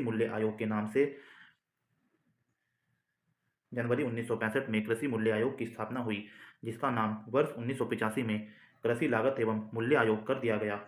और कृषि लागत एवं मूल्य आयोग, जिसे सीएसीपी कहते हैं, यह प्रधानमंत्री की अध्यक्षता वाली आर्थिक मामलों की मंत्रिमंडलीय समिति को सिफारिश करती है और 23 फसलों का न्यूनतम समर्थन मूल्य तब घोषित किया जाता है जिसमें से 7 खाद्यान्न फसलें, 5 दलहनी, 7 तिलहनी और 4 वाणिज्यिक फसलें हैं। न्यूनतम समर्थन मूल्य की सिफारिश सीएसीपी ही करता है। सीएसीपी कृषि लागत एवं मूल्य आयोग, जो कृषि मूल्य आयोग जनवरी 1965 में जो गठित हुआ था, उसे बदलकर 1985 में कृषि लागत एवं मूल्य आयोग किया गया था। और कृषि लागत एवं मूल्य आयोग सीएसीपी कृषि एवं किसान कल्याण मंत्रालय के अंतर्गत कार्य करता है। इसका मुख्यालय नई दिल्ली में है। और अंतिम रूप से न्यूनतम समर्थन मूल्य एमएसपी प्रधानमंत्री की अध्यक्षता वाली आर्थिक मामलों की मंत्रिमंडलीय समिति निर्धारित करती है, लेकिन कृषि लागत एवं मूल्य आयोग सीएसीपी उसमें सिफारिश करता है। खरीफ फसल के लिए 2024-25 में धान का रेट 2300 रुपये प्रति क्विंटल किया गया है, जो 5.35% बढ़ाया गया था। गेहूं के लिए 2024-25 के लिए 2275 रुपये क्विंटल निर्धारित था। गन्ने के लिए अगेती प्रचिति का 375, सामान्य का 365 और यह उत्तराखंड में रेट था 375 अगेती और 365 सामान्य। भारत में सबसे पहले चकबंदी कानून लागू किए गए तो 1920 में बड़ौदा में चकबंदी कानून लागू किए गए। चकबंदी दो प्रकार की है, ऐच्छिक और अनिवार्य चकबंदी। ऐच्छिक चकबंदी की शुरुआत 1921 में पंजाब से की गई थी। ऐच्छिक चकबंदी की शुरुआत 1921 में पंजाब से की गई थी। अनिवार्य चकबंदी की शुरुआत 1928 में मध्य प्रदेश से की गई थी। देश में सर्वाधिक जोतों का प्रकार सीमांत जोते हैं। देश में सर्वाधिक सीमांत जोते हैं। सीमांत जोत का आकार 1 हेक्टेयर से कम होता है। 1 हेक्टेयर से सीमांत जोत का आकार कम होता है। देश में सर्वाधिक सीमांत जोते ही हैं। जोतों का आकार सबसे कम है। जोतों का आकार सबसे कम केरल में है और जोतों का आकार सर्वाधिक राजस्थान राज्य में है। कृषि वर्ष 1 जुलाई से 30 जून को माना जाता है। 1 जुलाई से 30 जून को कृषि वर्ष माना जाता है। फसल बीमा योजना का शुभारंभ 1985 में हुआ था। कृषि जोतों पर कर लगाने की संस्तुति राज्य समिति ने दी थी। भारत की पहली कृषि जनगणना 1970-71 में हुई थी। भारत में कृषि बीमा योजना 1999-2000 से प्रारंभ हुई थी। फसल बीमा योजना 1985 से और राष्ट्रीय कृषि बीमा योजना 1999-2000 से प्रारंभ हुई। कृषि को उद्योग का दर्जा महाराष्ट्र ने दिया है और महाराष्ट्र कृषि को उद्योग का दर्जा देने वाला पहला राज्य है। भारत में कृषि को वित्त प्रदान करने वाली सर्वोच्च संस्था नाबार्ड है। भारत में कृषि को वित्त प्रदान करने वाली सर्वोच्च संस्था नाबार्ड है। रबी फसल की बुआई भारत में कृषि को वित्त प्रदान करने वाली सर्वोच्च संस्था नाबार्ड है। रबी फसल की बुआई अक्टूबर-नवंबर में होती है और खरीफ फसल की बुआई जून-जुलाई में होती है। रबी फसल में गेहूं, जौ, चना, मटर और सरसों हैं। खरीफ फसलों में चावल, बाजरा और मक्का है। जायद की फसल रबी और खरीफ के बीच में होती है। इसमें ककड़ी, तरबूजा, खीरा, सब्जियां आदि फसलें हैं। भारत की मुख्य खाद्य फसल चावल है।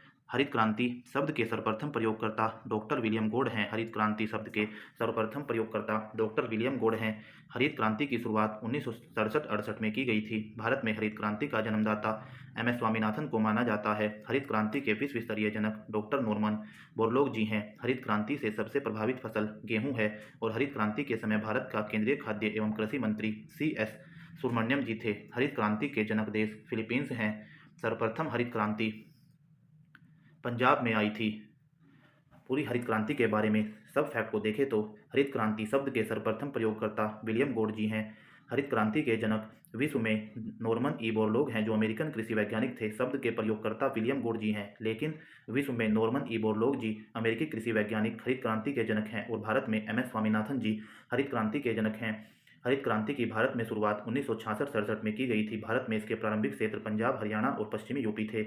हरित क्रांति में प्रमुख घटक की बात करें तो इसमें उन्नत बीज, रासायनिक उर्वरक, कीटनाशक, खरपतवार नाशक, सिंचाई और साख सुविधा को लाया गया था। इसके प्रभाव की बात करें तो सकारात्मक प्रभावों में कृषि उत्पादन में वृद्धि हुई थी, खाद्यान्न में हम आत्मनिर्भर बने थे और गेहूं चावल में उत्पादन में सर्वाधिक वृद्धि हुई थी। लेकिन नकारात्मकता की बात करें तो अत्यधिक जल का दोहन हुआ था, मृदा लवणता में वृद्धि हुई थी, रसायनों का अधिक उपयोग किया गया था और कृषि प्रतिरूप में बदलाव हुआ था क्योंकि अधिक फसल हाइब्रिड बीजों का प्रयोग होने लगा था।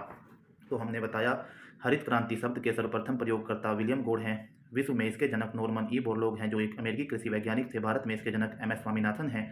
भारत में इसकी शुरुआत 1966-67 से हुई। पंजाब, हरियाणा और पश्चिमी यूपी इसके प्रारंभिक क्षेत्र रहे हैं। इसके प्रमुख घटक उन्नत बीज, रासायनिक उर्वरक, कीटनाशक, खरपतवार नाशक, सिंचाई और साख सुविधा रहे हैं। इसका प्रभाव था कि सकारात्मक प्रभाव थे कि कृषि उत्पादन में वृद्धि हुई थी, खाद्यान्न में हम आत्मनिर्भर बने थे, गेहूं चावल के उत्पादन में सर्वाधिक वृद्धि हुई थी। नकारात्मक प्रभाव को देखें तो अत्यधिक जल दोहन हुआ था, मृदा लवणता में वृद्धि हुई थी, कृषि प्रतिरूप में बदलाव हुआ था।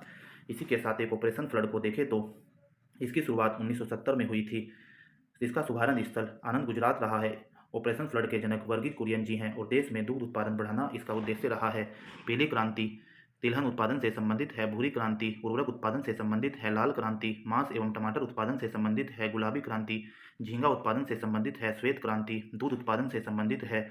रजत क्रांति अंडा उत्पादन से संबंधित है। बादामी क्रांति मसाला उत्पादन से संबंधित है। गोल क्रांति आलू उत्पादन से संबंधित है। नीली क्रांति मत्स्य पालन से संबंधित है। कृष्ण क्रांति पेट्रोलियम से संबंधित है। ब्राउन क्रांति गैर परंपरागत ऊर्जा स्रोतों से संबंधित है। सुनहरी क्रांति फल उत्पादन से। सभी क्रांतियों का सम्मिलन इंद्रधनुषी क्रांति है। प्रत्यक्ष कर की देखें तो आयकर, संपत्ति कर, निगम कर, मृत्यु कर, भू राजस्व कर, उपहार कर। प्रत्यक्ष कर जिस पर लगाया जाता है वही अदा करता है। तो आयकर, संपत्ति कर, निगम कर, मृत्यु कर, भू राजस्व कर, उपहार कर आदि प्रत्यक्ष कर हैं। अप्रत्यक्ष कर की बात करें तो बिक्री कर, तट कर, उत्पादन कर और सीमा शुल्क अप्रत्यक्ष कर हैं। बिक्री कर, तट कर, उत्पादन कर और सीमा शुल्क अप्रत्यक्ष कर हैं। केंद्र सरकार आयकर, निगम कर, संपत्ति कर, धन कर, उपहार कर, सीमा शुल्क और कृषि धन पर कर लगाती है। केंद्र सरकार आयकर, निगम कर, संपत्ति कर, धन कर, उपहार कर, सीमा शुल्क, कृषि धन पर कर लगाती है और राज्य सरकार भू राजस्व कर, कृषि आयकर, बिक्री कर, मनोरंजन कर, पथ कर और वाहन कर लगाती है। राज्य सरकार भू राजस्व कर, कृषि आयकर, बिक्री कर, मनोरंजन कर, पथ कर और वाहन कर लगाती है। कर ढांचे में सुधार के लिए गठित समिति चलैया समिति थी जिसका गठन अगस्त 1991 में किया गया था। कर ढांचे में सुधार के लिए गठित समिति चलैया समिति थी जिसका गठन अगस्त 1991 में किया गया था। भारत में कर आगम का सबसे बड़ा स्रोत निगम कर है, जिसे कॉर्पोरेट टैक्स भी कहते हैं, जो बड़ी बड़ी कंपनियों की आय पर लगता है। निगम कर कंपनियों की आय पर लगता है।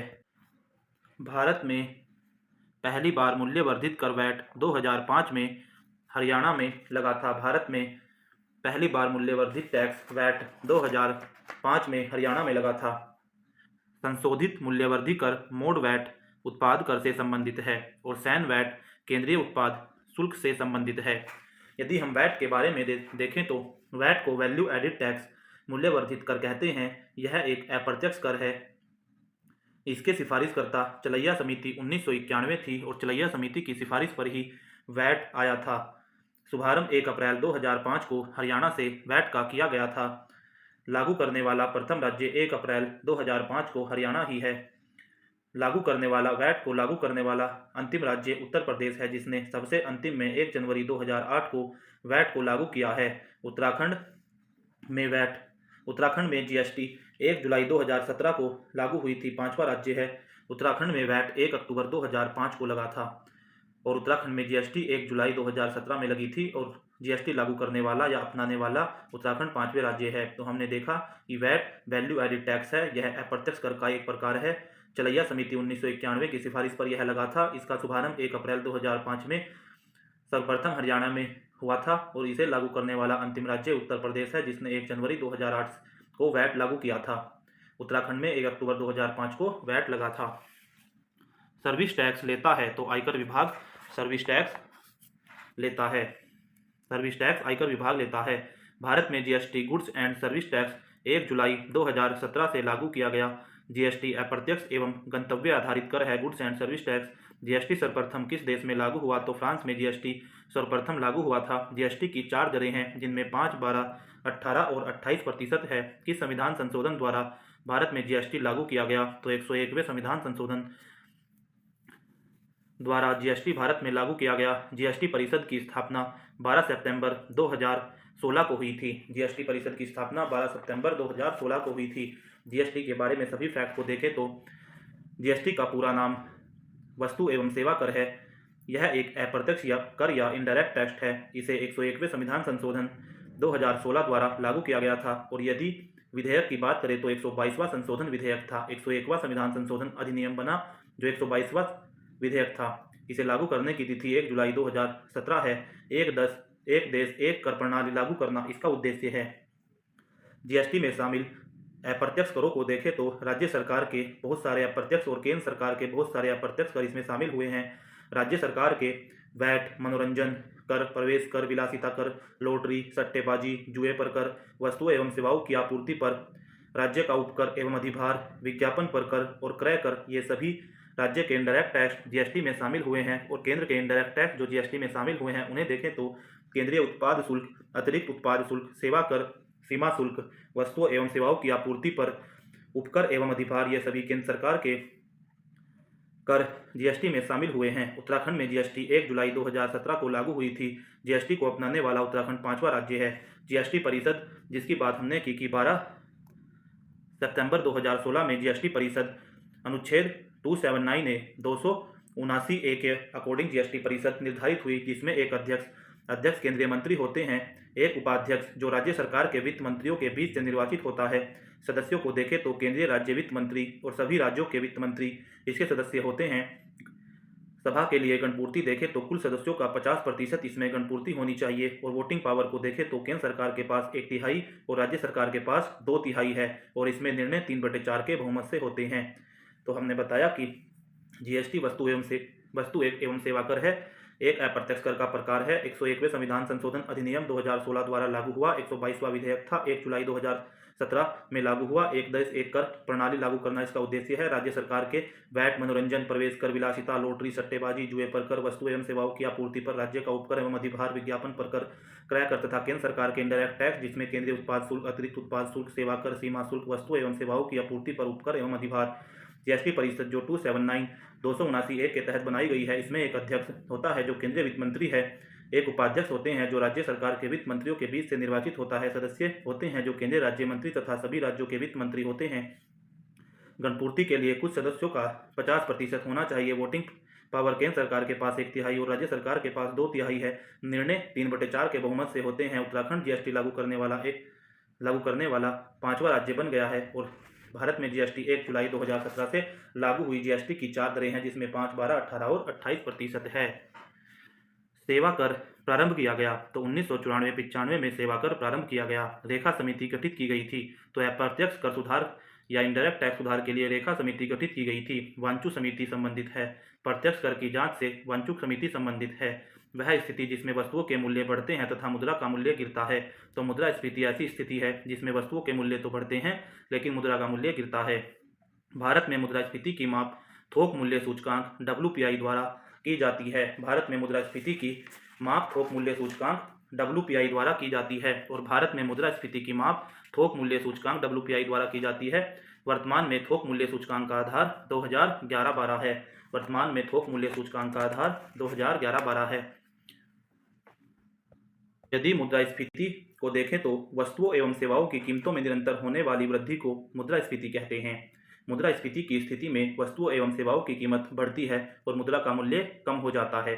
मुद्रास्फीति के मापन के आधार 2 हैं जिसमें थोक मूल्य सूचकांक जो हमने देखा WPI होलसेल प्राइस इंडेक्स और एक दूसरा उपभोक्ता मूल्य सूचकांक जिसे कंज्यूमर प्राइस इंडेक्स कहते हैं।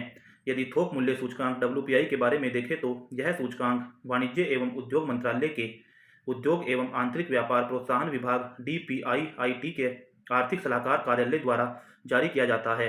वाणिज्य एवं उद्योग मंत्रालय के उद्योग एवं आंतरिक व्यापार प्रोत्साहन विभाग और आर्थिक सलाहकार कार्यालय द्वारा जारी किया जाता है। वर्तमान में मई 2017 से ही इस सूचकांक के लिए वर्ष 2011-12 को आधार वर्ष बनाया गया है। जो 2011-12 के आधार वर्ष की बात है वह मई 2017 से लागू है। इसमें कुल 697 वस्तुओं की कीमतों को शामिल किया जाता है जिसमें प्राथमिक वस्तु 117, ईंधन और ऊर्जा को देखें तो 16 वस्तुएं और विनिर्मित उत्पाद की 564 वस्तुएं शामिल हैं। और विकासशील देशों में थोक मूल्य सूचकांक ही प्रचलन में है, इसलिए भारत में मुद्रास्फीति की गणना या आकलन थोक मूल्य सूचकांक में WPI होलसेल प्राइस इंडेक्स से किया जाता है। यदि हम उपभोक्ता मूल्य सूचकांक को भी देखें, वैसे तो विकसित देशों में उपभोक्ता मूल्य सूचकांक कंज्यूमर प्राइस इंडेक्स का यूज होता है, लेकिन हम इसे भी देख लेते हैं। तो यह सूचकांक सांख्यिकी एवं कार्यक्रम क्रियान्वयन मंत्रालय के राष्ट्रीय सांख्यिकी कार्यालय NSO द्वारा जारी किया जाता है। वस्तुओं की खुदरा कीमतों के आधार पर इसमें मुद्रास्फीति की गणना की जाती है। इसमें वस्तुओं के साथ साथ मनोरंजन, स्वास्थ्य, परिवहन, संचार आदि सेवाओं को भी शामिल किया जाता है। और उपभोक्ता मूल्य सूचकांक की गणना के लिए 3 अलग अलग सूचकांक बनाए गए हैं, जिसमें ग्रामीण क्षेत्र के लिए CPI कंज्यूमर प्राइस इंडेक्स और CPI-R, ग्रामीण क्षेत्रों के लिए CPI-R, शहरी क्षेत्र के लिए CPI-U और संयुक्त रूप से CPI-C। CPI-R को देखें तो consumer price index rural, CPI-U को देखें तो कंज्यूमर प्राइस इंडेक्स अर्बन और CPI-C को देखें तो कंज्यूमर प्राइस इंडेक्स कंबाइंड। तो नया उपभोक्ता मूल्य सूचकांक CPI फरवरी 2011 में जारी किया गया और इसका वर्ष 2012 को आधार बनाया गया है। भारत में मुद्रास्फीति का मापन थोक मूल्य सूचकांक WPI के आधार पर होता है और विकसित देशों में मुद्रास्फीति का मापन उपभोक्ता मूल्य सूचकांक CPI के आधार पर होता है। हमने बताया CPI-R, CPI-U, CPI-C। मुद्रास्फीति के नियंत्रण के लिए RBI द्वारा प्रयुक्त शक्तिशाली साधन है। तो ब्याज दरें बढ़ाना मुद्रास्फीति के नियंत्रण के लिए RBI द्वारा प्रयुक्त शक्तिशाली साधन है। मुद्रास्फीति से हानि होती है, ऋणदाता को हानि होती है। मुद्रास्फीति से लाभ होता है तो ऋणी को लाभ होता है, क्योंकि ऋणी व्यक्ति ने पैसे तो जब मार्केट में मुद्रास्फीति नहीं थी तब लिए हैं, लेकिन मुद्रास्फीति में पैसों की कुछ वैल्यू नहीं रह गई है, इसलिए ऋणी व्यक्ति को अपने पैसे चुकाने में ज़्यादा फायदा लगता है, क्योंकि उस टाइम उन पैसों की बहुत ज़्यादा वस्तुएं हम नहीं खरीद सकते। मार्केट में ऑलरेडी बहुत महंगाई होती है। सर्वप्रथम मुद्रा का चलन 1542 में हुआ था और भारत में सर्वप्रथम कागजी मुद्रा करेंसी का प्रचलन 1865 में हुआ था। सर्वप्रथम मुद्रा का चलन 1542 में और भारत में सर्वप्रथम कागजी मुद्रा करेंसी का प्रचलन 1862 में हुआ था। भारत ने दशमिक या दशमलव मुद्रा प्रणाली को 1 अप्रैल 1957 से अपनाया था। भारत में मुद्रा की मीट्रिक प्रणाली को 1 अप्रैल 1957 को अपनाया गया था। विश्व में मुद्रा की मीट्रिक प्रणाली को 1790 में फ्रांस में सबसे पहले अपनाया गया था। मुद्रा अविस्फीति, हमने मुद्रास्फीति देखी थी। जब वस्तुओं एवं सेवाओं की कीमतों में निरंतर होने वाली वृद्धि होती है तो मुद्रास्फीति कहते हैं। इसमें मुद्रास्फीति की स्थिति में वस्तुओं एवं सेवाओं की कीमतें बढ़ती है और मुद्रा का मूल्य कम हो जाता है। और मुद्रा अविस्फीति की बात करें तो इसमें वस्तुओं और सेवाओं का मूल्य घटता है तथा मुद्रा का मूल्य बढ़ जाता है। मुद्रास्फीति का उल्टा रूप है। इसमें वस्तुओं और सेवाओं का मूल्य घटता है तथा मुद्रा का मूल्य बढ़ जाता है। स्टैगफ्लेशन क्या है? तो स्टैगफ्लेशन मंदी के साथ मुद्रास्फीति है। मंदी के साथ मुद्रास्फीति है तो स्टैगफ्लेशन है। भारत में कर्मचारियों के महंगाई भत्ते का निर्धारण किस आधार पर होता है? तो उपभोक्ता कीमत सूचकांक के अकॉर्डिंग भारत में महंगाई भत्ते का निर्धारण होता है। अन्य मुद्रा की तुलना में स्वदेशी मुद्रा के मूल्य को घटाना क्या कहलाता है? तो अवमूल्यन। अन्य मुद्रा की तुलना में स्वदेशी मुद्रा को मूल्य को घटाना है और मुद्रा अवमूल्यन का उद्देश्य निर्यात को बढ़ावा देना और आयात को कम करना है, क्योंकि अगर हम अपनी मुद्रा का मूल्य घटाएंगे तो दूसरे देश हमारे देश में सस्ता सामान जानकर हमसे निर्यात करना चाहेंगे, हमारा सामान खरीदना चाहेंगे, अर्थात निर्यात बढ़ेगा। तो इसलिए, और आयात कम इसलिए होगा क्योंकि हमारी मुद्रा की बहुत ज़्यादा वैल्यू नहीं रहती, इसलिए हम बहुत ज़्यादा सामान अपनी मुद्रा से विदेश से नहीं खरीद सकते, इसलिए आयात कम हो जाता है और निर्यात बढ़ जाता है। भारतीय मुद्रा का अवमूल्यन अब तक 3 बार हुआ है, 1949, 1966 और 1991 में। 1949, 1966, 1991 में अब तक भारतीय मुद्रा का अवमूल्यन 3 बार हुआ है और अवमूल्यन अन्य मुद्रा की तुलना में स्वदेशी मुद्रा के मूल्य को घटाना अवमूल्यन कहलाता है। वह मुद्रा जिसमें शीघ्र प्रवास या पलायन की प्रवृत्ति होती है, हॉट या गर्म मनी होती है, जिसकी अधिक डिमांड होती है। रुपए को चालू खातों में पूर्ण परिवर्तनीयता घोषित किया गया। तो 19 अगस्त 1994 को रुपए को चालू खाते में पूर्ण परिवर्तनीय घोषित किया गया था। यूरो मुद्रा का प्रारंभ 11 देशों में प्रारंभ हुआ था। तो 1 जनवरी 1999 में यूरो मुद्रा का प्रारंभ 11 देशों में हुआ था। वर्तमान में यूरो मुद्रा को अपनाने वाले राष्ट्रों की संख्या है तो 19 देश वर्तमान में यूरो मुद्रा को अपना रहे हैं, जिसमें 19वां देश लिथुआनिया है। सबसे महंगी मुद्रा है तो इंग्लैंड की पाउंड स्टर्लिंग सबसे महंगी मुद्रा है। वह मुद्रा जिसकी आपूर्ति मांग की अपेक्षा कम होती है हार्ड करेंसी कहलाती है। हार्ड करेंसी ऐसी मुद्रा होती है जिसकी आपूर्ति मांग की अपेक्षा अधिक होती है। मांग की अपेक्षा कम होती है, और वह मुद्रा जिसकी आपूर्ति मांग की अपेक्षा अधिक होती है सॉफ्ट करेंसी कहलाती है। सॉफ्ट करेंसी ऐसी मुद्रा है जिसकी आपूर्ति मांग की अपेक्षा अधिक होती है। ग्रेसम का नियम संबंधित है, तो मुद्रा के प्रचलन से ग्रेसम का नियम संबंधित है। तो हमने बताया कि ग्रेसम का नियम मुद्रा के प्रचलन से संबंधित है। सरकार द्वारा पुरानी मुद्रा को समाप्त कर नई मुद्रा चलाना कहलाता है। तो विमुद्रीकरण सरकार द्वारा पुरानी मुद्रा को समाप्त कर नई मुद्रा चलाना कहलाता है। भारत में अब तक कितनी बार विमुद्रीकरण हुआ है? तो 3 बार अब तक विमुद्रीकरण हुआ है, जिसमें 1946, 1978 और 2016 में 3 बार विमुद्रीकरण हुआ है। 2016 में अंतिमवी बार विमुद्रीकरण हुआ था। भारतीय मुद्रा को पूर्ण परिवर्तनीय बनाया गया। तो 1993-94 के बजट में भारतीय मुद्रा को पूर्ण परिवर्तनीय बनाया गया। बाजार के नियम का प्रतिपादक जे.बी. से ने किया था। हवाला मुद्रा विनिमय का अवैध कारोबार है। हवाला मुद्रा विनिमय का अवैध कारोबार है। मुद्रा स्वयं मुद्रा का निर्माण करती है, यह परिभाषा क्रोमर ने दी है। मुद्रा स्वयं मुद्रा का निर्माण करती है, यह परिभाषा क्रोमर ने दी है। ऐच्छिक मुद्रा है, साख मुद्रा कानूनी मुद्रा है। Flat money plastic money, credit card plastic money कहलाता है। ब्लैक मनी अघोषित धन होता है। स्मार्ट मनी क्रेडिट कार्ड होता है। Plastic money credit card, smart money credit card. मुद्रा आपूर्ति की सर्वाधिक तरल माप M1 है। सर्वाधिक तरल माप का अर्थ है कि इसे आसानी से कैश में परिवर्तित किया जाए, तो M1 सर्वाधिक तरल है।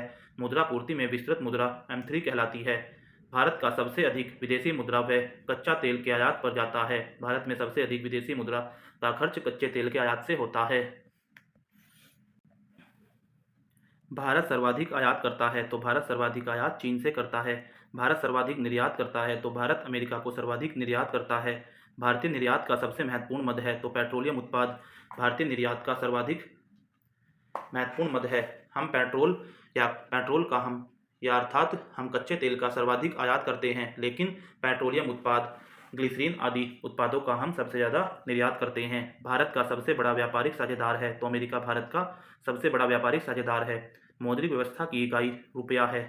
1 रुपये के नोट पर वित्त सचिव के हस्ताक्षर होते हैं। 1 रुपये के नोट पर वित्त सचिव के हस्ताक्षर और 1 रुपये से अधिक के सभी मूल्य के नोटों पर RBI के गवर्नर के हस्ताक्षर होते हैं। 1 रुपये के नोट पर वित्त सचिव के हस्ताक्षर, 1 रुपये से अधिक के सभी मूल्य के नोटों पर RBI के गवर्नर के हस्ताक्षर होते हैं। RBI द्वारा निर्गत सभी नोटों पर उसका मूल्य कितनी भाषा में लिखा होता है? तो 17 भाषाओं में RBI द्वारा निकाले गए सभी नोटों पर उसका मूल्य लिखा रहता है। 1 रुपये के नोट व सिक्के जारी किए जाते हैं, तो भारत सरकार के वित्त मंत्रालय द्वारा 1 रुपये के नोट व सिक्के जारी किए जाते हैं। 1 रुपये से अधिक के नोट व सिक्के रिजर्व बैंक द्वारा जारी किए जाते हैं, जिस पर RBI के गवर्नर के हस्ताक्षर रहते हैं। भारत में वित्तीय घाटे का मौद्रीकरण प्राप्त किया जाता है, तो सरकार द्वारा ऋण लेकर वित्तीय घाटे का मुद्रीकरण प्राप्त किया जाता है। जिस बाजार से ऋण के रूप में धन प्राप्त किया जा सकता है वह मुद्रा बाजार कहलाता है। मुद्रा बाजार से ऋण के रूप में धन प्राप्त किया जाता है। गिल्ट एंड एज्ड बाजार संबंधित है, तो सरकारी प्रतिभूतियों के व्यापार एवं क्रय विक्रय से गिल्ट एंड एज बाजार संबंधित है।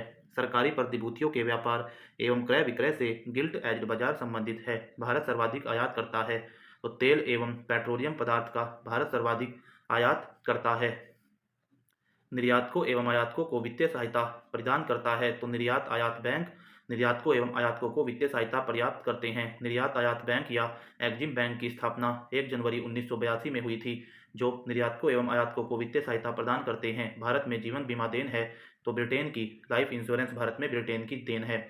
मल्होत्रा समिति का गठन किस प्रयोजन से किया गया था? तो बीमा क्षेत्र में सुधार के लिए सिफारिश देने के लिए मल्होत्रा समिति का गठन किया गया था। दीर्घकालिक वित्त उपलब्ध कराने वाली संस्था है, तो UTI, LIC और GIC। UTI, LIC और GIC दीर्घकालिक वित्त उपलब्ध कराने वाली संस्थाएं हैं। भारतीय जीवन बीमा LIC की स्थापना 1 सितंबर 1956 को हुई थी। LIC की स्थापना 1 सितंबर 1956 को।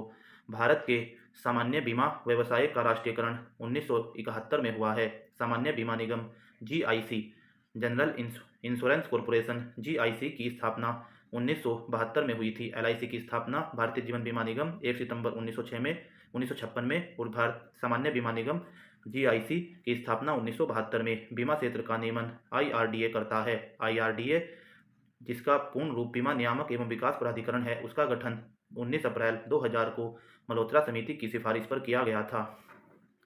IRDA बीमा नियामक एवं विकास प्राधिकरण का गठन 19 अप्रैल 2000 को मल्होत्रा समिति की सिफारिश पर किया गया था। सबसे बड़ा म्यूचुअल फंड संगठन है तो UTI सबसे बड़ा म्यूचुअल फंड संगठन है, उसका पूर्ण रूप भारतीय यूनिट ट्रस्ट है। भारतीय यूनिट ट्रस्ट UTI की स्थापना 1 फरवरी 1964 को हुई थी। इसका मुख्यालय मुंबई में है और UTI सबसे बड़ा म्यूचुअल फंड संगठन है। भारत का पहला म्यूचुअल फंड US 64 है। भारत का पहला म्यूचुअल फंड US 64 है। भारत का प्रतिभूति मुद्रणालय सिक्योरिटी प्रिंटिंग प्रेस और बैंक नोट प्रेस स्थित है। तो प्रतिभूति मुद्रणालय नासिक में है, सिक्योरिटी प्रिंटिंग प्रेस हैदराबाद में है और बैंक नोट प्रेस देवास में है। प्रतिभूति मुद्रणालय नासिक में है, सिक्योरिटी प्रिंटिंग प्रेस हैदराबाद में है और बैंक नोट प्रेस देवास में है। भारत में करेंसी नोटों का मुद्रण एवं आपूर्ति की जाती है। तो सिक्योरिटी प्रेस नासिक द्वारा या प्रतिभूति सिक्योरिटी प्रेस नासिक द्वारा भारत में नोटों का मुद्रण एवं आपूर्ति की जाती है। भारत में सिक्का बनाया जाता है तो मुंबई, कोलकाता, हैदराबाद एवं नोएडा में सिक्का बनाया जाता है। सहकारी समितियों का ढांचा त्रिस्तरीय है। नकदी में प्राप्त मजदूरी है तो मौद्रिक मजदूरी नकदी में प्राप्त होती है। भारत में न्यूनतम मजदूरी अधिनियम किस वर्ष पहली बार स्वीकृत किया गया था? तो वर्ष 1948 में न्यूनतम मजदूरी अधिनियम भारत में स्वीकृत हुआ था। पूंजी साधन का प्रतिफल होता है तो पूंजी से ब्याज मिलता है। आर्थिक समृद्धि का अर्थ है तो उत्पादन में वृद्धि होती है। आर्थिक समृद्धि अर्थात उत्पादन में वृद्धि होती है। हम आर्थिक समृद्धि और आर्थिक विकास को देखें तो आर्थिक समृद्धि में किसी अर्थव्यवस्था में वस्तुओं एवं सेवाओं के उत्पादन में वृद्धि को आर्थिक समृद्धि कहते हैं। इसमें केवल मात्रात्मक वृद्धि होती है, जैसे GDP, GNP और प्रति व्यक्ति आयों में वृद्धि होती है। तो आर्थिक समृद्धि किसी अर्थव्यवस्था में वस्तुओं एवं सेवाओं के उत्पादन में वृद्धि को आर्थिक समृद्धि कहते हैं। इसमें केवल मात्रात्मक वृद्धि होती है। GDP, GNP और प्रति व्यक्ति आय में ही केवल वृद्धि होती है। इसके विपरीत आर्थिक विकास लोगों के जीवन में आर्थिक, सामाजिक, सांस्कृतिक, गुणात्मक एवं मात्रात्मक परिवर्तन लाता है। आर्थिक विकास लोगों के जीवन में आर्थिक, सामाजिक, सांस्कृतिक, गुणात्मक एवं मात्रात्मक परिवर्तन लाता है।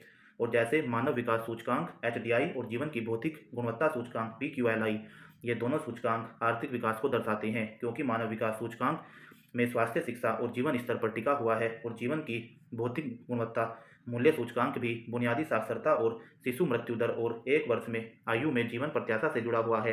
तो मानव विकास सूचकांक और जीवन की भौतिक गुणवत्ता सूचकांक में अगर हमारी रैंक सुधर रही है तो इसका मतलब हमारा आर्थिक विकास हो रहा है। मानव विकास सूचकांक में हमारी रैंक 134 है 2024 में और जीवन की भौतिक गुणवत्ता सूचकांक PQLI में हमारी रैंक 52 है। और आर्थिक विकास लोगों के जीवन में आर्थिक, सामाजिक, सांस्कृतिक, गुणात्मक एवं मात्रात्मक परिवर्तन लाता है। HDI और PQLI में वृद्धि, इसमें आर्थिक विकास में वृद्धि मानी जाती है। और आर्थिक समृद्धि केवल वस्तुओं एवं सेवाओं के उत्पादन में वृद्धि को आर्थिक समृद्धि कहते हैं। इसमें केवल मात्रात्मक वृद्धि होती है। GDP, GNP और प्रति व्यक्ति आय में ही वृद्धि होती है। रिजर्व बैंक की स्थापना तो 1 अप्रैल 1935 को रिजर्व बैंक की स्थापना हिल्टन यंग आयोग की सिफारिश पर हुई थी। रिजर्व बैंक का राष्ट्रीयकरण 1 जनवरी 1949 को रिजर्व बैंक का राष्ट्रीयकरण हुआ था। गवर्नर CD देशमुख जी द्वारा। रिजर्व बैंक के पहले गवर्नर ओसबॉर्न स्मिथ जी हैं। रिजर्व बैंक के प्रथम भारतीय गवर्नर CD देशमुख जी हैं और भारतीय रिजर्व बैंक की प्रथम महिला डिप्टी गवर्नर KJ उदेसी जी हैं। और भारतीय रिजर्व बैंक में 1 गवर्नर तथा 4 डिप्टी गवर्नर होते हैं। और रिजर्व बैंक का लेखा वर्ष 1 जुलाई से 30 जून होता है। तो रिजर्व बैंक की स्थापना 1 अप्रैल 1935 को हिल्टन यंग आयोग की सिफारिश पर हुई। रिजर्व बैंक का राष्ट्रीयकरण 1 जनवरी 1949 को गवर्नर CD देशमुख जी द्वारा हुआ। रिजर्व बैंक के प्रथम गवर्नर ओसबॉर्न स्मिथ जी थे। रिजर्व बैंक के प्रथम भारतीय गवर्नर CD देशमुख जी थे। भारतीय रिजर्व बैंक की प्रथम महिला डिप्टी गवर्नर KJ उदेसी जी थी। भारतीय रिजर्व बैंक में 1 गवर्नर तथा 4 डिप्टी गवर्नर होते हैं और रिजर्व बैंक का लेखा वर्ष 1 जुलाई से 30 जून है। इंपीरियल बैंक ऑफ इंडिया का नाम बदलकर 1 जुलाई 1955 से SBI रखा गया। इंपीरियल बैंक ऑफ इंडिया का नाम बदलकर 1 जुलाई 1955 को SBI रखा गया। देश का सबसे बड़ा सार्वजनिक या व्यावसायिक बैंक भारतीय स्टेट बैंक SBI ही है और SBI बैंक की स्थापना 1 जुलाई 1955 को गोरेवाला समिति की संस्तुति पर की गई थी। सर्वप्रथम 14 प्रमुख बैंकों का राष्ट्रीयकरण 19 जुलाई 1969 को किया गया था। दूसरी बार 6 अन्य व्यापारिक बैंकों का राष्ट्रीयकरण 15 अप्रैल 1980 को किया गया था। भारत में बैंकों के राष्ट्रीयकरण की संस्तुति हजारी समिति ने दी है। नोटों का निर्गमन RBI करता है। 1 रुपये का नोट और सिक्कों को छोड़कर 1 रुपये का नोट और सिक्के भारत सरकार का वित्त मंत्रालय करता है। यदि हम भारत के पूरे बैंकिंग इतिहास को देखें तो भारत में स्थापित प्रथम बैंक बैंक ऑफ हिंदुस्तान था, जो वर्ष 1770 में कोलकाता में स्थापित हुआ था। Presidency bank, bank of Bengal 1806 में बना। बैंक ऑफ बॉम्बे 1840 में बना। बैंक ऑफ मद्रास 1843 में बना। Bank of Bengal 1806, bank of Bombay 1840, bank of Madras 1843 में बना। इन तीनों बैंकों को मिलाकर वर्ष 1921 में तीनों प्रेसिडेंसी बैंकों को मिलाकर bank of Bengal, bank of Bombay, bank of Madras, इन तीनों को मिलाकर इंपीरियल बैंक ऑफ इंडिया की स्थापना 1921 में हुई थी और इंपीरियल बैंक ऑफ इंडिया का राष्ट्रीयकरण 1 जुलाई 1955 को भारतीय स्टेट बैंक के रूप में किया गया था। भारतीयों द्वारा संचालित पहला बैंक अवध कमर्शियल बैंक था, जो 1881 में बना था। भारत में सर्वप्रथम बैंक बैंक ऑफ हिंदुस्तान वर्ष 1770 में कोलकाता में बना था, लेकिन भारतीयों द्वारा संचालित पहला बैंक अवध कमर्शियल बैंक था, जिसकी स्थापना 1881 ईस्वी में हुई थी। पूर्ण रूप से पहला बैंक पंजाब नेशनल बैंक, जिसकी स्थापना 1894 ईस्वी में हुई। तो हमने देखा सबसे पहला बैंक जो बना, बैंक ऑफ हिंदुस्तान बना वर्ष 1770 में कोलकाता में बनाया गया। अंग्रेज ने ही बनाया, अंग्रेज ही चला रहे थे। उसके बाद 3 प्रेसिडेंसी बैंक बने, bank of Bengal, bank of Bombay, bank of Madras. भारतीयों द्वारा संचालित पहला बैंक अवध कमर्शियल बैंक 1881 था, लेकिन अंग्रेजों का ही था। पूर्ण रूप से भारतीयों का पहला भारतीय बैंक, अर्थात संचालित करने वाले भी और ओनर भी दोनों भारतीय ही हैं, तो पंजाब नेशनल बैंक पूर्ण रूप से पहला भारतीय बैंक था। इसकी स्थापना 1894 ईस्वी में हुई थी। भारतीय रिजर्व बैंक की स्थापना हिल्टन यज्ञ समिति की सिफारिश पर हुई थी। भारत का केंद्रीय बैंक है और इसकी स्थापना तिथि 1 अप्रैल 1935 को भारतीय रिजर्व बैंक आरबीआई एक्ट 1934 के तहत स्थापना हुई थी। भारतीय रिजर्व बैंक की स्थापना 1 अप्रैल 1935 को भारतीय रिजर्व बैंक अधिनियम 1934 के द्वारा हुई थी। आरबीआई का मुख्यालय मुंबई में है। इसका राष्ट्रीयकरण 1 जनवरी 1949 को हुआ। म्यांमार बर्मा के केंद्रीय बैंक के रूप में आरबीआई ने मार्च 1947 तक कार्य किया था और पाकिस्तान के केंद्रीय बैंक के रूप में 30 जून 1948 तक भारत ने काम किया था। भारतीय रिजर्व बैंक के प्रथम गवर्नर ओसबान स्मिथ जी हैं और प्रथम भारतीय गवर्नर सीडी देशमुख जी हैं। आरबीआई के प्रथम गवर्नर ओसबान स्मिथ जी थे। आरबीआई के प्रथम भारतीय गवर्नर सीडी देशमुख जी थे। बैंकों का राष्ट्रीयकरण इंदिरा गांधी के काल में पहली बार 19 जुलाई 1969 को 14 बड़े बैंकों का, जो हमने देखा भी है, और दूसरी बार 15 अप्रैल 1980 को 6 अन्य बड़े बैंकों का राष्ट्रीयकरण हुआ था। बंधन बैंक की स्थापना वर्ष 2001 में हुई थी और इसका मुख्यालय कोलकाता में है। भारतीय महिला बैंक की स्थापना 19 नवंबर 2013 को हुई थी। इसका मुख्यालय नई दिल्ली में था। एसबीआई में इसका विलय 1 अप्रैल 2017 को हो गया था और SBI imperial bank of India का राष्ट्रीयकरण करके एसबीआई 1 जुलाई 1955 को बना था और इंपीरियल बैंक 1921 में 3 प्रेसिडेंसी बैंकों को मिलाकर bank of Bengal, bank of Bombay, bank of Madras को मिलाकर 1921 में इंपीरियल बैंक ऑफ इंडिया बना था, जो एसबीआई 1955 में बना था। 1993 में न्यू बैंक ऑफ इंडिया का पंजाब नेशनल बैंक में विलय हुआ और अन्य बैंकों के विलय को देखें तो वर्ष 1993 में न्यू बैंक ऑफ इंडिया का पंजाब नेशनल बैंक में विलय हुआ।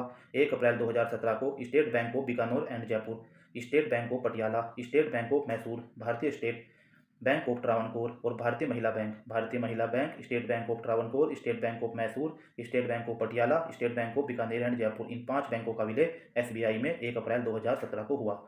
1 अप्रैल 2019 को विजया बैंक और देना बैंक बैंक ऑफ बड़ौदा में विलय हो गई और 1 अप्रैल 2020 को ओरिएंटल बैंक ऑफ कॉमर्स और United bank of India Punjab national bank में विलय हुए। सिंडिकेट बैंक केनरा बैंक में विलय हुआ। इलाहाबाद बैंक इंडियन बैंक में विलय हुआ और आंध्रा बैंक और corporation bank union bank of India में विलय हुए। वर्तमान में सार्वजनिक बैंकों की संख्या 12 है। भारत का सबसे बड़ा बैंक भारतीय स्टेट बैंक एसबीआई है। भारत का सबसे बड़ा निजी क्षेत्र का बैंक एचडीएफसी है और क्रेडिट कार्ड जारी करने वाला पहला भारतीय bank central bank of India है। म्यूचुअल फंड शुरू करने वाला पहला भारतीय बैंक भारतीय स्टेट बैंक है। विदेशी या लंदन में शाखा खोलने वाला पहला भारतीय बैंक बैंक ऑफ इंडिया है। अब हम प्रमुख भारतीय बैंक के स्थापना वर्षों को देखें तो भारतीय रिजर्व बैंक आरबीआई की स्थापना 1 अप्रैल 1935 में हुई। भारतीय स्टेट बैंक एसबीआई की स्थापना 1 जुलाई 1955 को हुई, जो इंपीरियल बैंक ऑफ इंडिया का राष्ट्रीयकरण करके बनाया गया था। पंजाब नेशनल बैंक पीएनबी की स्थापना 1894 में हुई, जो पूर्ण रूप से पहला भारतीय बैंक था। बैंक ऑफ बड़ौदा की स्थापना 20 जुलाई 1908 में हुई। विजया बैंक और देना बैंक 1 अप्रैल 2019 में बैंक ऑफ बड़ौदा में विलय हुए थे। इंडियन बैंक 1907 में बना। यूको बैंक 1943 में बना। यूनियन बैंक ऑफ इंडिया 1919 में बना। राष्ट्रीय कृषि एवं ग्रामीण विकास बैंक नाबार्ड 12 जुलाई 1982 को बना और क्षेत्रीय ग्रामीण बैंक आरआरबी 2 अक्टूबर 1975 को बना। आयात निर्यात बैंक या एग्जिम बैंक 1982 में बना। राष्ट्रीय आवास बैंक 9 जुलाई 1988 को बना। Imperial credit and investment corporation of India, industrial credit and investment corporation of India ICICI 1994 में बना। Housing development finance corporation HDFC की full form housing development finance corporation 1994 में बना। ICICI की full form industrial credit and investment corporation of India 1994 में बना। ICICI और HDFC 1994 में बने और एक्सिस बैंक 1993 में बना। ये हमने पूरा भारतीय बैंकिंग व्यवस्था को देखा है। तो भारत में नोटों का निर्गमन RBI करता है। 1 रुपये के नोट और सिक्कों को छोड़कर 1 रुपये के नोट और सिक्के भारत सरकार का वित्त मंत्रालय करता है। वर्तमान में नोट निर्गमन हेतु अपनाई जाने वाली प्रणाली है तो न्यूनतम कोष प्रणाली वर्तमान में नोट निर्गमन हेतु अपनाई जाने वाली प्रणाली है। नोट निर्गमन की न्यूनतम कोष प्रणाली को अक्टूबर 1956 में अपनाया गया था। RBI के पास हर समय न्यूनतम 115 करोड़ रुपए का स्वर्ण कोष रहना चाहिए। नोट निर्गमन की न्यूनतम कोष प्रणाली को अक्टूबर 1956 में अपनाया गया था। RBI के पास हर समय न्यूनतम 115 करोड़ रुपए का स्वर्ण कोष रहना चाहिए। फेडरल रिजर्व केंद्रीय बैंक अमेरिका का केंद्रीय बैंक है। क्षेत्रीय ग्रामीण bank RRB regional rural bank को राष्ट्रीय वाणिज्यिक बैंक प्रायोजित करता है। क्षेत्रीय ग्रामीण बैंक की स्थापना 2 अक्टूबर 1975 को हुई थी। इसे राष्ट्रीय वाणिज्यिक बैंक प्रायोजित करता है। रिजर्व बैंक ऋण प्रदान करता है 90 दिन तक। रिजर्व बैंक 90 दिन तक ऋण प्रदान करता है। भारत का प्रथम बैंक बैंक ऑफ हिंदुस्तान है। वर्तमान में राष्ट्रीयकृत बैंकों की संख्या 12 है।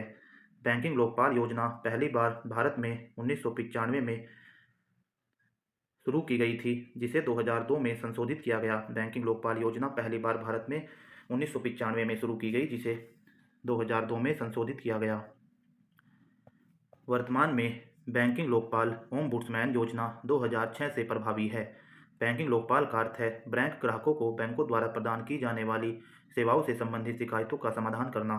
बैंकिंग लोकपाल योजना ओम्बुड्समैन 2006 से प्रभावी है।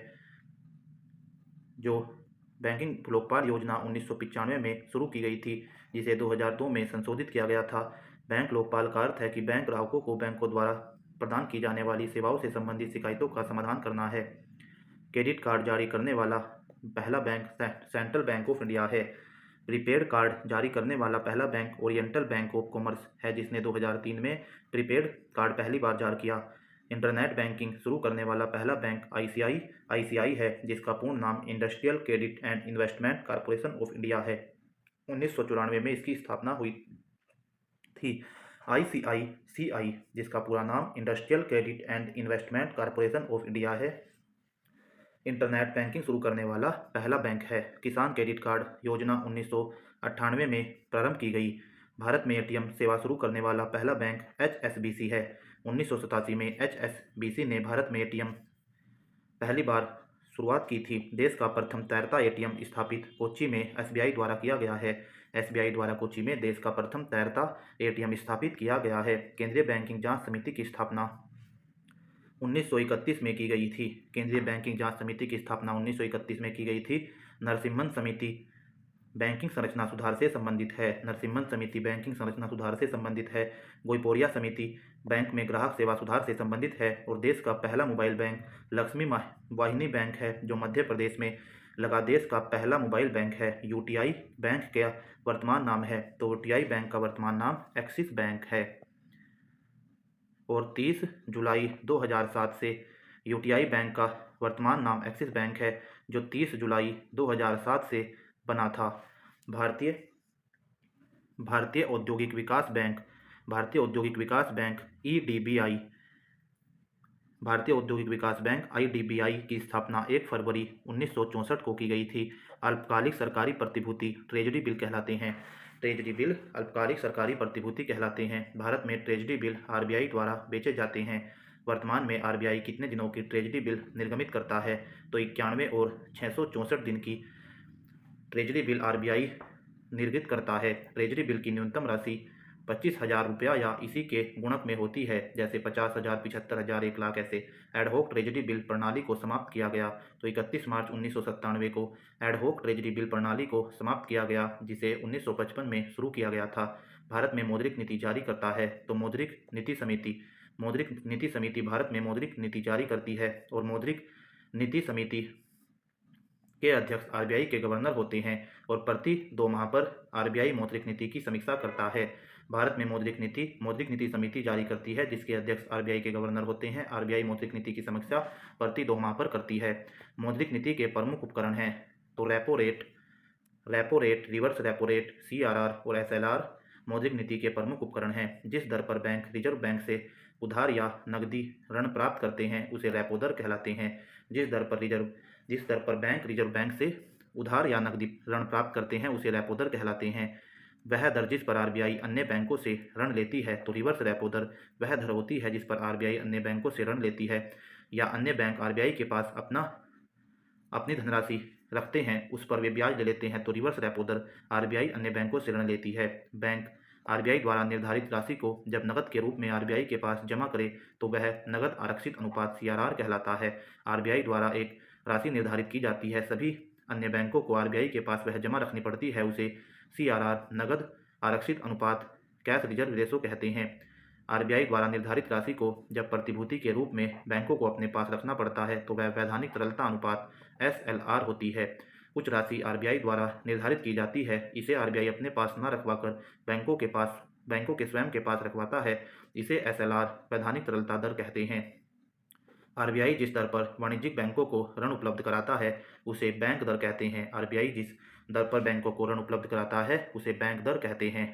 तो हमने देखा कि बैंक दर वह ब्याज दर होती है जिस पर आरबीआई अन्य बैंकों को दीर्घकालिक ऋण उपलब्ध कराता है। बैंक दर वह ब्याज दर होती है जिस पर आरबीआई बैंकों को दीर्घकालिक ऋण उपलब्ध कराता है। रेपो दर वह ब्याज दर होती है जिस पर आरबीआई अन्य बैंकों को अल्पकालिक ऋण उपलब्ध कराता है। रेपो दर वह ब्याज दर होती है जिस पर आरबीआई अन्य बैंकों को अल्पकालिक और बैंक दर में दीर्घकालिक ऋण उपलब्ध कराता है। रिवर्स रेपो दर वह ब्याज दर होती है जिस पर आरबीआई अन्य बैंकों से अल्पकालिक ऋण लेता है। आरबीआई जब अन्य बैंकों से अल्पकालिक ऋण लेता है या बैंक अपनी मर्जी से आरबीआई के पास धनराशि रखते हैं जिससे उन्हें ब्याज मिल सके, या इसे दूसरे भाषा में कह सके तो आरबीआई अन्य बैंकों से अल्पकालिक ऋण लेता है तो रिवर्स रेपो दर मिलती है। नकद आरक्षित अनुपात कैश रिजर्व रेशो बैंकों को अपने कुल जमा का एक निश्चित भाग आरबीआई के पास नकद रखना पड़ता है, इसे ही सीआरआर कहते हैं। बैंकों को अपने कुल जमा का एक निश्चित भाग आरबीआई के पास नकद रखना पड़ता है, इसे ही कैश रिजर्व रेशो कहते हैं। और वैधानिक तरलता अनुपात बैंकों को अपने जमा का एक निश्चित भाग अपने पास सदैव कोष के रूप में रखना पड़ता है, इसे ही एसएलआर कहते हैं। बैंकों को अपने कुल जमा का जो आरबीआई द्वारा निर्धारित किया जाए इतनी कोष को अपने पास रखना पड़ता है, इसे एसएलआर कहते हैं। तो हमने बैंक दर जिसमें आरबीआई अन्य बैंकों को दीर्घकालिक ऋण देता है, रेपो दर जिसमें आरबीआई अन्य बैंकों को अल्पकालिक ऋण देता है, और रिवर्स रेपो दर जिस पर आरबीआई अन्य बैंकों से अल्पकालिक ऋण लेता है, और सीआरआर बैंकों को अपने कुल जमा का एक निश्चित भाग आरबीआई के पास नकद रखना पड़ता है, और एसएलआर बैंकों को अपने जमा का एक निश्चित भाग अपने पास सदैव जमा कोष के रूप में रखना पड़ता है। एनईएफटी और आरटीजीएस साधन हैं तो मुद्रा अंतरण के साधन हैं। NEFT national electronic fund transfer और RTGS real time gross settlement. National electronic fund transfer और रियल टाइम ग्रोस सेटलमेंट दोनों ही मुद्रा अंतरण या मुद्रा भेजने के साधन हैं। आईएफएससी का पूर्ण रूप है तो इंडियन फाइनेंशियल सिस्टम कोड। किसी भी बैंक शाखा का आईएफएससी कोड होता है तो उसी की बात हो रही है, इंडियन फाइनेंशियल सिस्टम कोड। भारतीय बैंकों का सर्वाधिक शाखाएं यूके में हैं। सहकारी बैंक का गठन 3 स्तर पर होता है। भारत में सहकारी बैंकों की शुरुआत 1904 में हुई थी। मानसून का जुआ भारतीय बजट को कहते हैं। घाटे का बजट वह होता है जब सरकारी आय व्यय से कम होती है तो वह घाटे का बजट होता है। आर्थिक सर्वेक्षण वित्त मंत्रालय द्वारा लोकसभा में पेश किया जाता है। शून्य आधारित बजट का अर्थ है कि हर बार बिल्कुल नए सिरे से बजट तैयार करना, पिछले बजट को शून्य मारकर हर बार बिल्कुल नए सिरे से बजट तैयार करना। शून्य आधारित बजट अमेरिका से लिया गया है और भारत में शून्य आधारित बजट को किस वर्ष के वार्षिक बजट में अपनाया गया था तो 1987-88 के वार्षिक बजट में भारत में शून्य आधारित बजट को अपनाया गया था। शून्य आधारित बजट की अवधारणा पी.ए. पायर ने दी है। कुल व्यय और कुल प्राप्तियों के बीच का अंतर बजटीय घाटा कहलाता है। कुल व्यय और कुल प्राप्तियों के बीच का अंतर बजटीय घाटा कहलाता है। अर्थशास्त्र में निवेश का अर्थ होता है शेयरों की खरीदारी करना। अर्थशास्त्र में निवेश का अर्थ होता है। विश्व का प्रथम नकदी रहित अर्थव्यवस्था वाला देश स्वीडन है। स्वीडन विश्व का ऐसा प्रथम देश है जो नकदी रहित अर्थव्यवस्था वाला देश है। बिग पुश सिद्धांत का फ्रोडन ने दिया था। बिग पुश सिद्धांत फ्रोडन ने दिया था। उपभोक्ता संरक्षण अधिनियम कोपरा वर्ष 1986 में पारित किया गया। उपभोक्ता संरक्षण अधिनियम कोपरा 1986 में पारित किया गया। उपभोक्ता के बचत का सिद्धांत अल्फ्रेड मार्शल ने दिया है। उपभोक्ता के बचत का सिद्धांत अल्फ्रेड मार्शल ने दिया है। पूंजी बाजार से हास्य है शेयर बाजार से। भारत का पहला व सबसे पुराना बॉम्बे स्टॉक एक्सचेंज BSE की स्थापना 1875 में हुई। भारत के सबसे पहले बॉम्बे स्टॉक BSE की स्थापना 1875 में हुई। BSE एक पब्लिक लिमिटेड कंपनी के रूप में परिवर्तित हुआ था 19 अगस्त 2005 से। BSE जो 1875 में गठित हुआ था 19 अगस्त 2005 से एक पब्लिक लिमिटेड कंपनी के रूप में परिवर्तित हुआ था। दलाल स्ट्रीट मुंबई में है। BSE का सूचकांक सेंसेक्स है।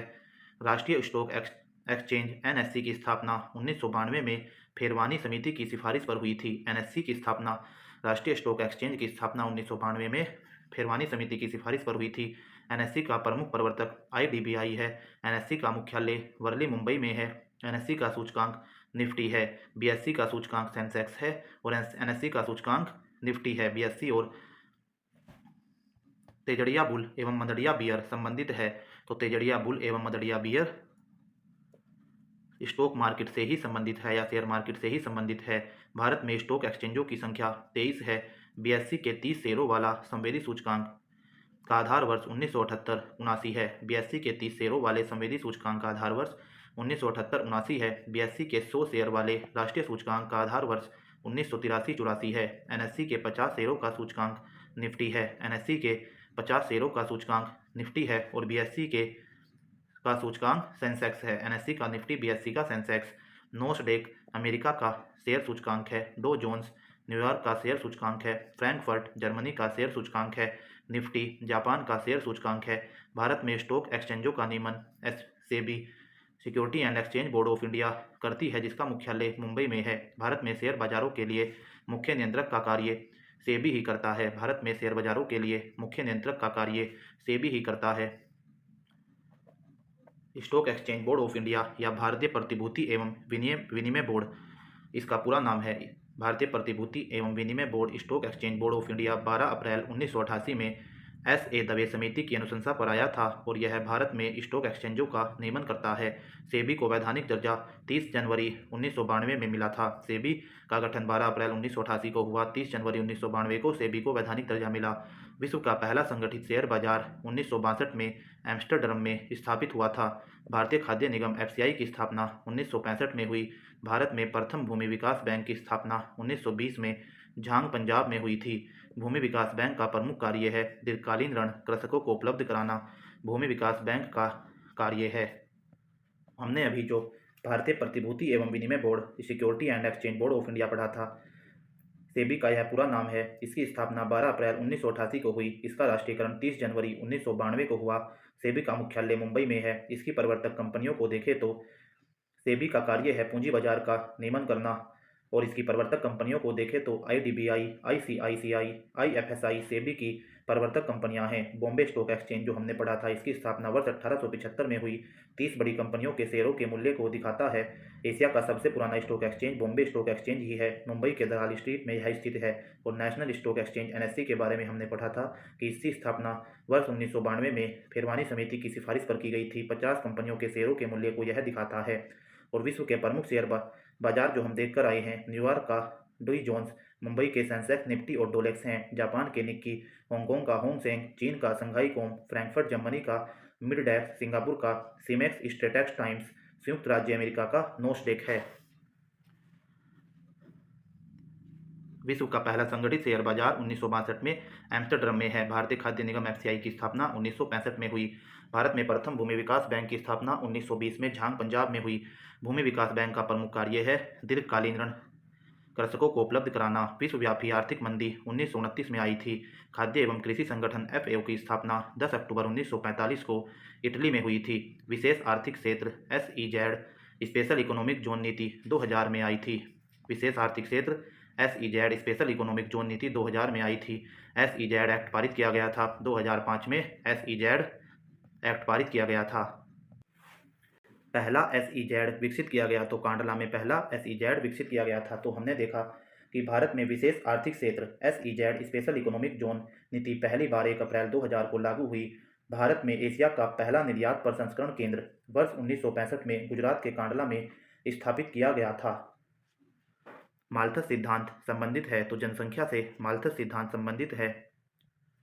मीरा सेठ समिति संबंधित है तो हथकरघा से मीरा ठेठ समिति संबंधित है। सत्यम समिति वस्त्र नीति से संबंधित है। महाजन समिति चीनी उद्योग के संबंधित है। ज्ञान प्रकाश समिति चीनी घोटाले से संबंधित है। सुंदर राजन समिति पेट्रोलियम से संबंधित है। हजारी समिति औद्योगिक नीति से संबंधित है। दत्त समिति औद्योगिक लाइसेंस से संबंधित है।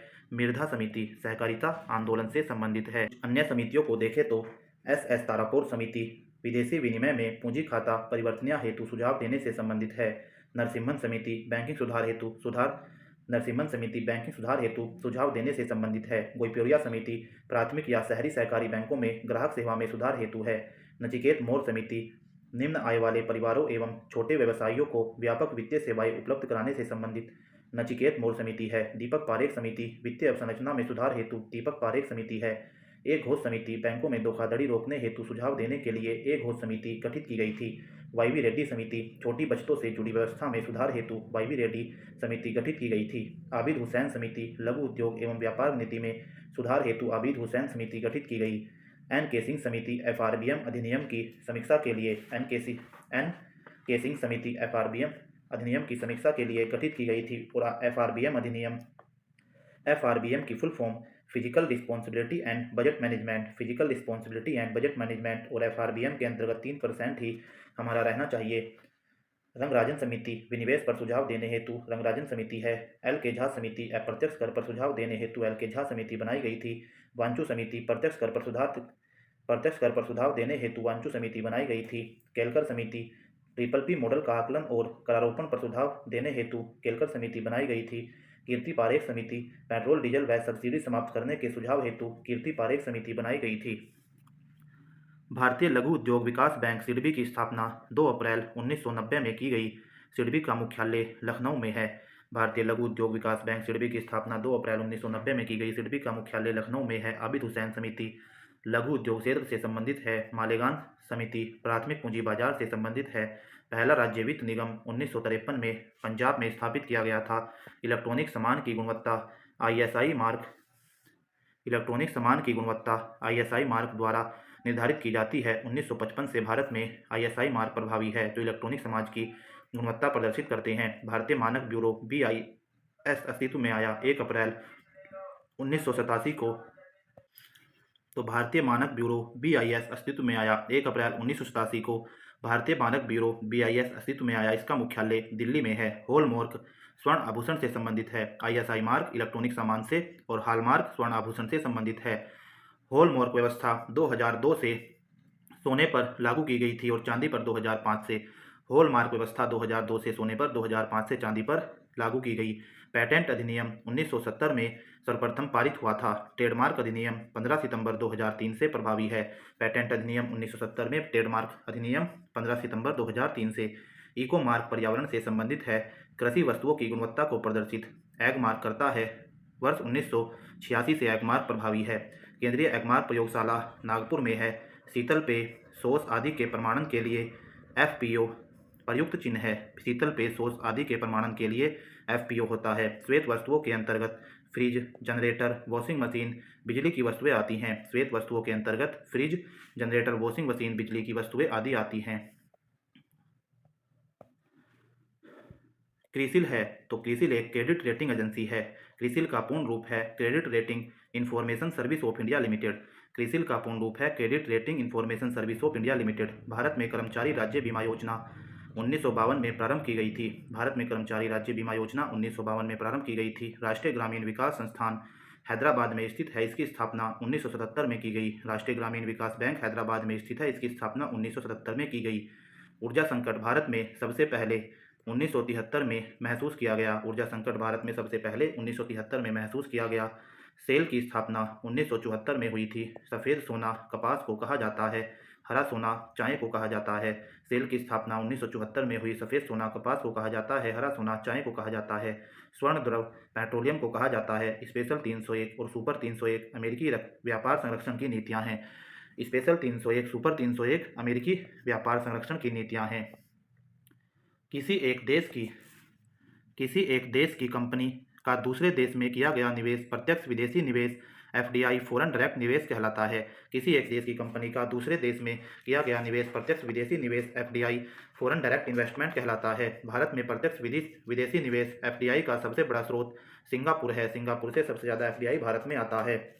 भारत का अधिकतम विदेशी व्यापार संयुक्त राज्य अमेरिका के साथ है। गाट की स्थापना 1948 में हुई थी। गाट को डब्ल्यूटीओ वर्ल्ड ट्रेड ऑर्गेनाइजेशन ने 1 जनवरी 1995 से किया गया। गाट का रूप डब्ल्यूटीओ 1 जनवरी 1995 से हुआ। इसका मुख्यालय जेनेवा में है। डब्ल्यूटीओ के अध्यक्ष पीटर सदरलैंड जी थे।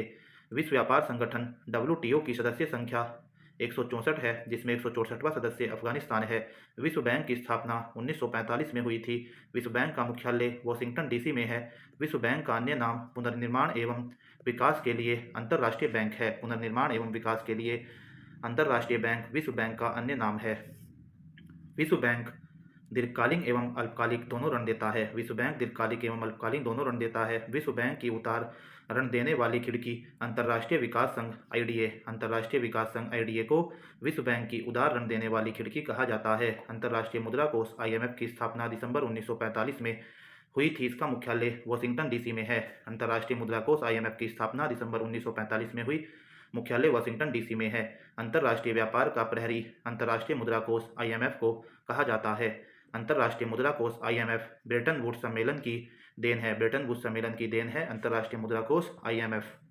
अंतर्राष्ट्रीय मुद्रा कोष किन देशों को ऋण प्रदान करता है? तो केवल अपने सदस्य देशों को ही अंतर्राष्ट्रीय मुद्रा कोष आईएमएफ ऋण प्रदान करता है। किस दशक में जनसंख्या वृद्धि दर ऋणात्मक रही है? तो 1911 से 21 के दशक में जनसंख्या वृद्धि दर ऋणात्मक रही है। जन्म दर व्यक्त किया जाता है, प्रति हजार पर जन्म दर व्यक्त की जाती है। राष्ट्रीय किसान आयोग का गठन 2004 में हुआ। राष्ट्रीय किसान आयोग का गठन 2004 में हुआ। भुगतान संतुलन में निहित होता है। दृश्य अदृश्य व्यापार ऋण भुगतान संतुलन में निहित होता है। विदेशी मुद्रा विनिमय अधिनियम फेरा। विदेशी मुद्रा विनिमय अधिनियम फेरा अर्थात फॉरेन एक्सचेंज रेगुलेशन एक्ट 1973 में पारित किया गया। यह विदेशी निवेश एवं व्यापार को सुगम बनाने के लिए है। और फेरा की जगह फॉरेन एक्सचेंज रेगुलेशन एक्ट फेरा की जगह FEMA foreign exchange management act FEMA, जिसे विदेशी मुद्रा प्रबंधन अधिनियम विदेशी मुद्रा विनिमय अधिनियम की जगह विदेशी मुद्रा प्रबंधन अधिनियम 1999 में आया। फेरा 1973 में आया था, फेमा 1999 में आया। तो विदेशी मुद्रा विनिमय अधिनियम फॉरेन एक्सचेंज रेगुलेटिंग एक्ट फेरा 1973 को आया था, जो 1 जनवरी 1974 से लागू हुआ था। फेरा 1973 में आया, 1 जनवरी 1974 से लागू हुआ। विदेशी मुद्रा प्रबंधन अधिनियम फेमा 1999 में आया। फेरा 1973 की जगह फेमा 1999 में आया, 1 जून 2000 से लागू हुआ। फेरा 1973 में 1 जनवरी 1974 से लागू। फेमा 1999 में 1 जून 2000 से लागू। फेरा फॉरेन एक्सचेंज रेगुलेशन एक्ट विदेशी मुद्रा विनिमय अधिनियम और फेमा विदेशी मुद्रा प्रबंधन अधिनियम अर्थात foreign exchange management act. Bharat में विशेष आर्थिक क्षेत्र नीति हमने बताया था, स्पेशल इकोनॉमिक जोन 1 अप्रैल 2000 को लागू हुई थी। भारत में एशिया का पहला निर्यात प्रसंस्करण क्षेत्र ईपीजेड 1965 में गुजरात के कांडला में स्थापित किया गया था। यदि हम औद्योगिक नीति 1991 की बात करें तो 24 जुलाई 1991 को नई आर्थिक नीति की घोषणा की गई थी। एलपीजी अर्थात लिबरलाइजेशन, प्राइवेटाइजेशन, ग्लोबलाइजेशन, उदारीकरण, निजीकरण और वैश्वीकरण की शुरुआत हुई थी। रंगराजन समिति की सिफारिश पर वर्ष 2016-17 के बजट से योजनागत एवं गैर योजनागत व्यय के वर्गीकरण को समाप्त किया गया था। ये कुछ हमने महत्वपूर्ण तथ्यों को देखा है। इंडिया इज फॉर सेल नामक पुस्तक किसने लिखी है? तो चित्रा सुब्रमण्यम जी ने इंडिया इज फॉर सेल नामक पुस्तक लिखी है। मोहन धरिया समिति का संबंध है। तो मोहन धरिया समिति का संबंध वाटरशेड विकास से है। ईश्वरन समिति का संबंध वाटरशेड विकास में प्रशिक्षण से है। डिविडेंड कंपनियों के शेयर पर प्राप्त लाभांश डिविडेंड होता है। कुटीर ज्योति कार्यक्रम ग्रामीण उद्योगीकरण से संबंधित है। वैल्यू एंड कैपिटल नामक पुस्तक हिक्स की है। वैल्यू एंड कैपिटल नामक पुस्तक हिक्स की है। पेपर गोल्ड एसडीआर कहलाता है। पेपर गोल्ड एसडीआर कहलाता है। India brand equity fund India brand equity fund की स्थापना 1996 में हुई थी। आशा योजना सामाजिक स्वास्थ्य कार्यकर्ताओं से संबंधित है। राजकोषीय घाटा, प्राथमिक घाटा, राजस्व घाटे में बड़ा कौन सा है? तो राजकोषीय घाटा, प्राथमिक घाटा और राजस्व घाटे में बड़ा राजकोषीय घाटा है। यदि हम इन सभी घाटों की बात करें तो राजकोषीय घाटा अर्थात कुल प्राप्तियां माइनस कुल व्यय अर्थात कुल राजस्व प्राप्तियां प्लस कुल गैर ऋण पूंजीगत प्राप्तियां, इन दोनों प्राप्तियों में से कुल व्यय को घटाकर राजकोषीय घाटा आता है। प्राथमिक घाटा राजकोषीय घाटा माइनस ब्याज अदायगी। प्राथमिक घाटा राजकोषीय घाटा माइनस ब्याज अदायगी। राजस्व घाटा कुल राजस्व व्यय माइनस कुल राजस्व आय। राजस्व घाटा कुल राजस्व व्यय माइनस कुल राजस्व आय। प्रभावी राजस्व घाटा राजस्व घाटा से राज्यों को दिए गए अनुदान को घटाकर प्रभावी राजस्व घाटा आता है। और बजटीय घाटा कुल व्यय में से कुल प्राप्तियां घटाकर बजटीय घाटा आता है। तो हमने देखा राजकोषीय घाटा कुल प्राप्तियों में से कुल व्यय को घटाकर आता है, जिसमें प्राप्तियों में कुल राजस्व प्राप्तियां और कुल गैर पूंजीगत प्राप्तियां को जोड़े और इन कुल प्राप्तियों में से कुल व्यय को घटाकर राजकोषीय घाटा आता है। प्राथमिक घाटा राजकोषीय घाटा में से ब्याज अदायगी को घटाकर आता है। राजस्व घाटा कुल राजस्व व्यय में से कुल राजस्व आय घटाकर आता है। प्रभावी राजस्व घाटा राजस्व घाटे में से राज्यों को दिए गए अनुदान को घटाकर मिलता है। और बजटीय घाटा कुल व्यय में से कुल प्राप्तियों को घटाकर बजटीय घाटा आता है। और पूरी राजकोषीय नीति को देखें तो सार्वजनिक व्यय, कराधान एवं सार्वजनिक ऋण के संबंध में सरकारी नीति राजकोषीय नीति होती है। सार्वजनिक व्यय, कराधान एवं सार्वजनिक ऋण के संबंध में सरकारी नीति राजकोषीय नीति होती है। और FRBM physical responsibility and budget management act 3%, 3.5% लगभग इसकी निर्धारित की जाती है। समन्वित ग्रामीण विकास कार्यक्रम IRDP हमने पढ़ा था, यह 1978 से 79 में प्रारंभ किया गया था। नई आर्थिक नीति की शुरुआत 24 जुलाई 1991 को डॉक्टर मनमोहन सिंह द्वारा प्रारंभ की गई थी। और हमने बताया था कि इसमें LPG, लिबरलाइजेशन, प्राइवेटाइजेशन, ग्लोबलाइजेशन, उदारीकरण, निजीकरण और वैश्वीकरण हुआ था। नई औद्योगिक नीति 1991 की घोषणा 24 जुलाई 1991 को नरसिम्हा राव द्वारा की गई थी। और नई औद्योगिक नीति 1991 की घोषणा 24 जुलाई 1991 को नरसिम्हा राव द्वारा हुई थी। और नई आर्थिक नीति 24 जुलाई 1991 की घोषणा डॉक्टर मनमोहन सिंह जी द्वारा हुई थी। NGO का अर्थ है गैर सरकारी संगठन। सार्वजनिक उद्यमों को वित्तीय सहायता प्राप्त करने हेतु दर्जा दिया जाता है। तो महारत्न का दर्जा दिया जाता है, नवरत्न एवं मिनीरत्न का दर्जा दिया जाता है। सरकारी उद्यमों को वित्तीय सहायता प्रदान करने हेतु महारत्न, नवरत्न और मिनीरत्नों का दर्जा दिया जाता है। और हमारे भारत में वर्तमान में 14 महारत्न, 24 नवरत्न और 64 मिनीरत्न हैं। 14 महारत्न, 24 नवरत्न और 64 मिनीरत्न कंपनियां हैं, जिसमें से महारत्न को देखें तो अंतिम में 23वीं NHPC और 24वीं SJVN लिमिटेड कंपनी को, जिसमें से नवरत्न को देखें तो अंतिम में NHPC और SJVN कंपनी को ऐड किया गया है। और महारत्न को देखें तो जो 14 कंपनियां हैं उसमें से 13वीं ऑयल इंडिया लिमिटेड और 14वीं हिंदुस्तान एरोनॉटिक्स लिमिटेड को सम्मिलित किया गया है। ऑयल इंडिया लिमिटेड 13वीं और 14वीं हिंदुस्तान एरोनॉटिक्स लिमिटेड। यदि हम भारत सरकार केंद्रीय सार्वजनिक क्षेत्रों के उद्यमों को प्रदर्शन की बात से देखें तो महारत्न, नवरत्न एवं मिनीरत्न में बांटा गया है, जिसमें से महारत्न के दर्जे को देखें तो कंपनी को पहले से नवरत्न रेटेड होना चाहिए और भारतीय स्टॉक एक्सचेंज में सूचीबद्ध होना चाहिए। न्यूनतम शेयरधारिता मानदंड को पूरा करना चाहिए। ये हम महारत्न की योग्यताएं देख रहे हैं कि भारतीय स्टॉक एक्सचेंज में सूचीबद्ध होना चाहिए, कंपनी को पहले से नवरत्न होना चाहिए, न्यूनतम शेयरधारिता मानदंड को पूरा करना चाहिए, औसत वार्षिक कारोबार 25,000 करोड़ से ज़्यादा महारत्न कंपनी का होना चाहिए और औसत शुद्ध मूल्य 15,000 करोड़ से ज़्यादा होना चाहिए।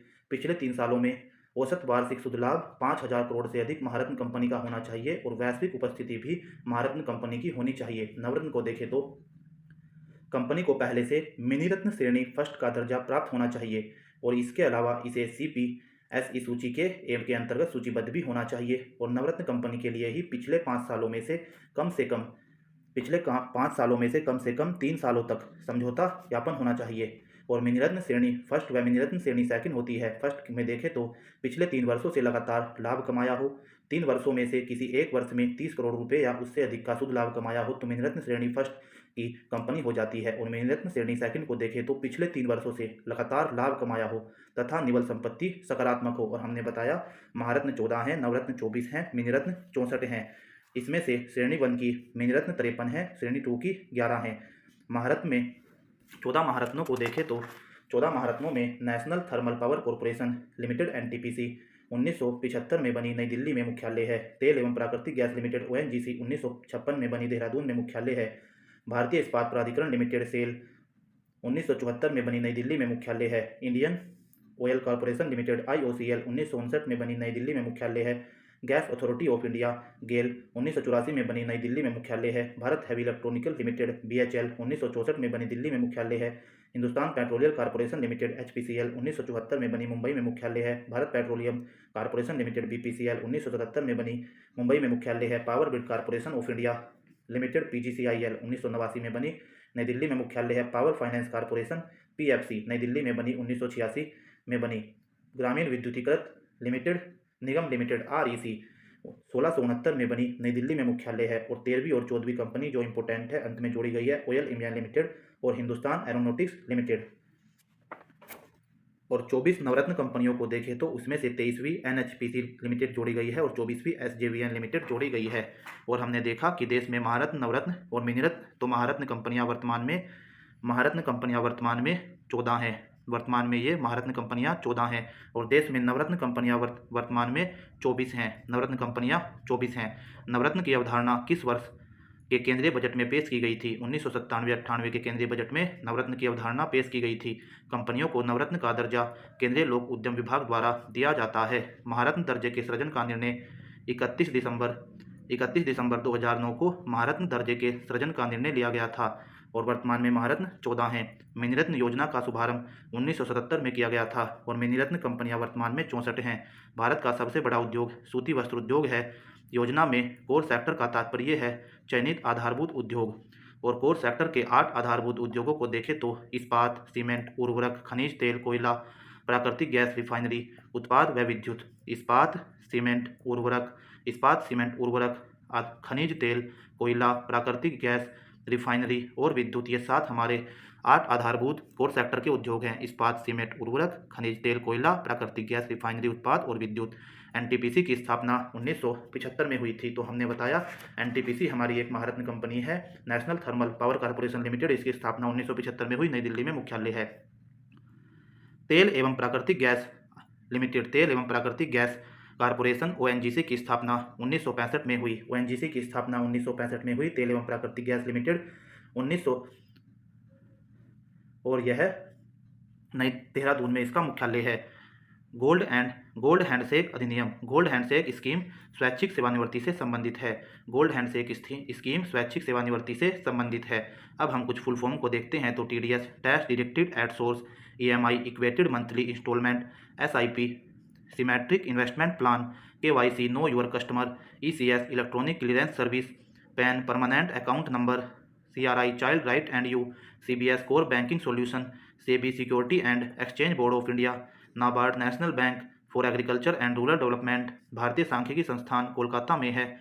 एशियाई विकास बैंक ADB की स्थापना 1966 में हुई थी। इसका मुख्यालय मनीला में है। भुगतान संतुलन BOP का पद आयात निर्यात के मध्य अंतर को दिखाता है। भुगतान संतुलन BOP पद आयात निर्यात के मध्य अंतर को दिखाता है। तो यह हमने पूरी इकोनॉमी को बहुत कम से कम समय में करने का प्रयास किया है। ऐसे ही हमने भारतीय अर्थव्यवस्था, भारतीय राजव्यवस्था और संविधान को भी अच्छे से आपको कवर कराया है और हमने अर्थव्यवस्था को अभी देखा है। हम इसके बाद भारतीय भूगोल और विश्व भूगोल की एक मास्टर वीडियो लाने वाले हैं। प्राचीन, मध्यकालीन, आधुनिक और विश्व इतिहास की भी एक मास्टर वीडियो लाने वाले हैं। यदि आपको हमारा यह प्रयास अच्छा लगता है तो आपको प्रत्येक वीडियो को लाइक, शेयर और कमेंट्स करना है तथा चैनल को भी अवश्य सब्सक्राइब करना है। जय हिंद, जय भारत, जय उत्तराखंड।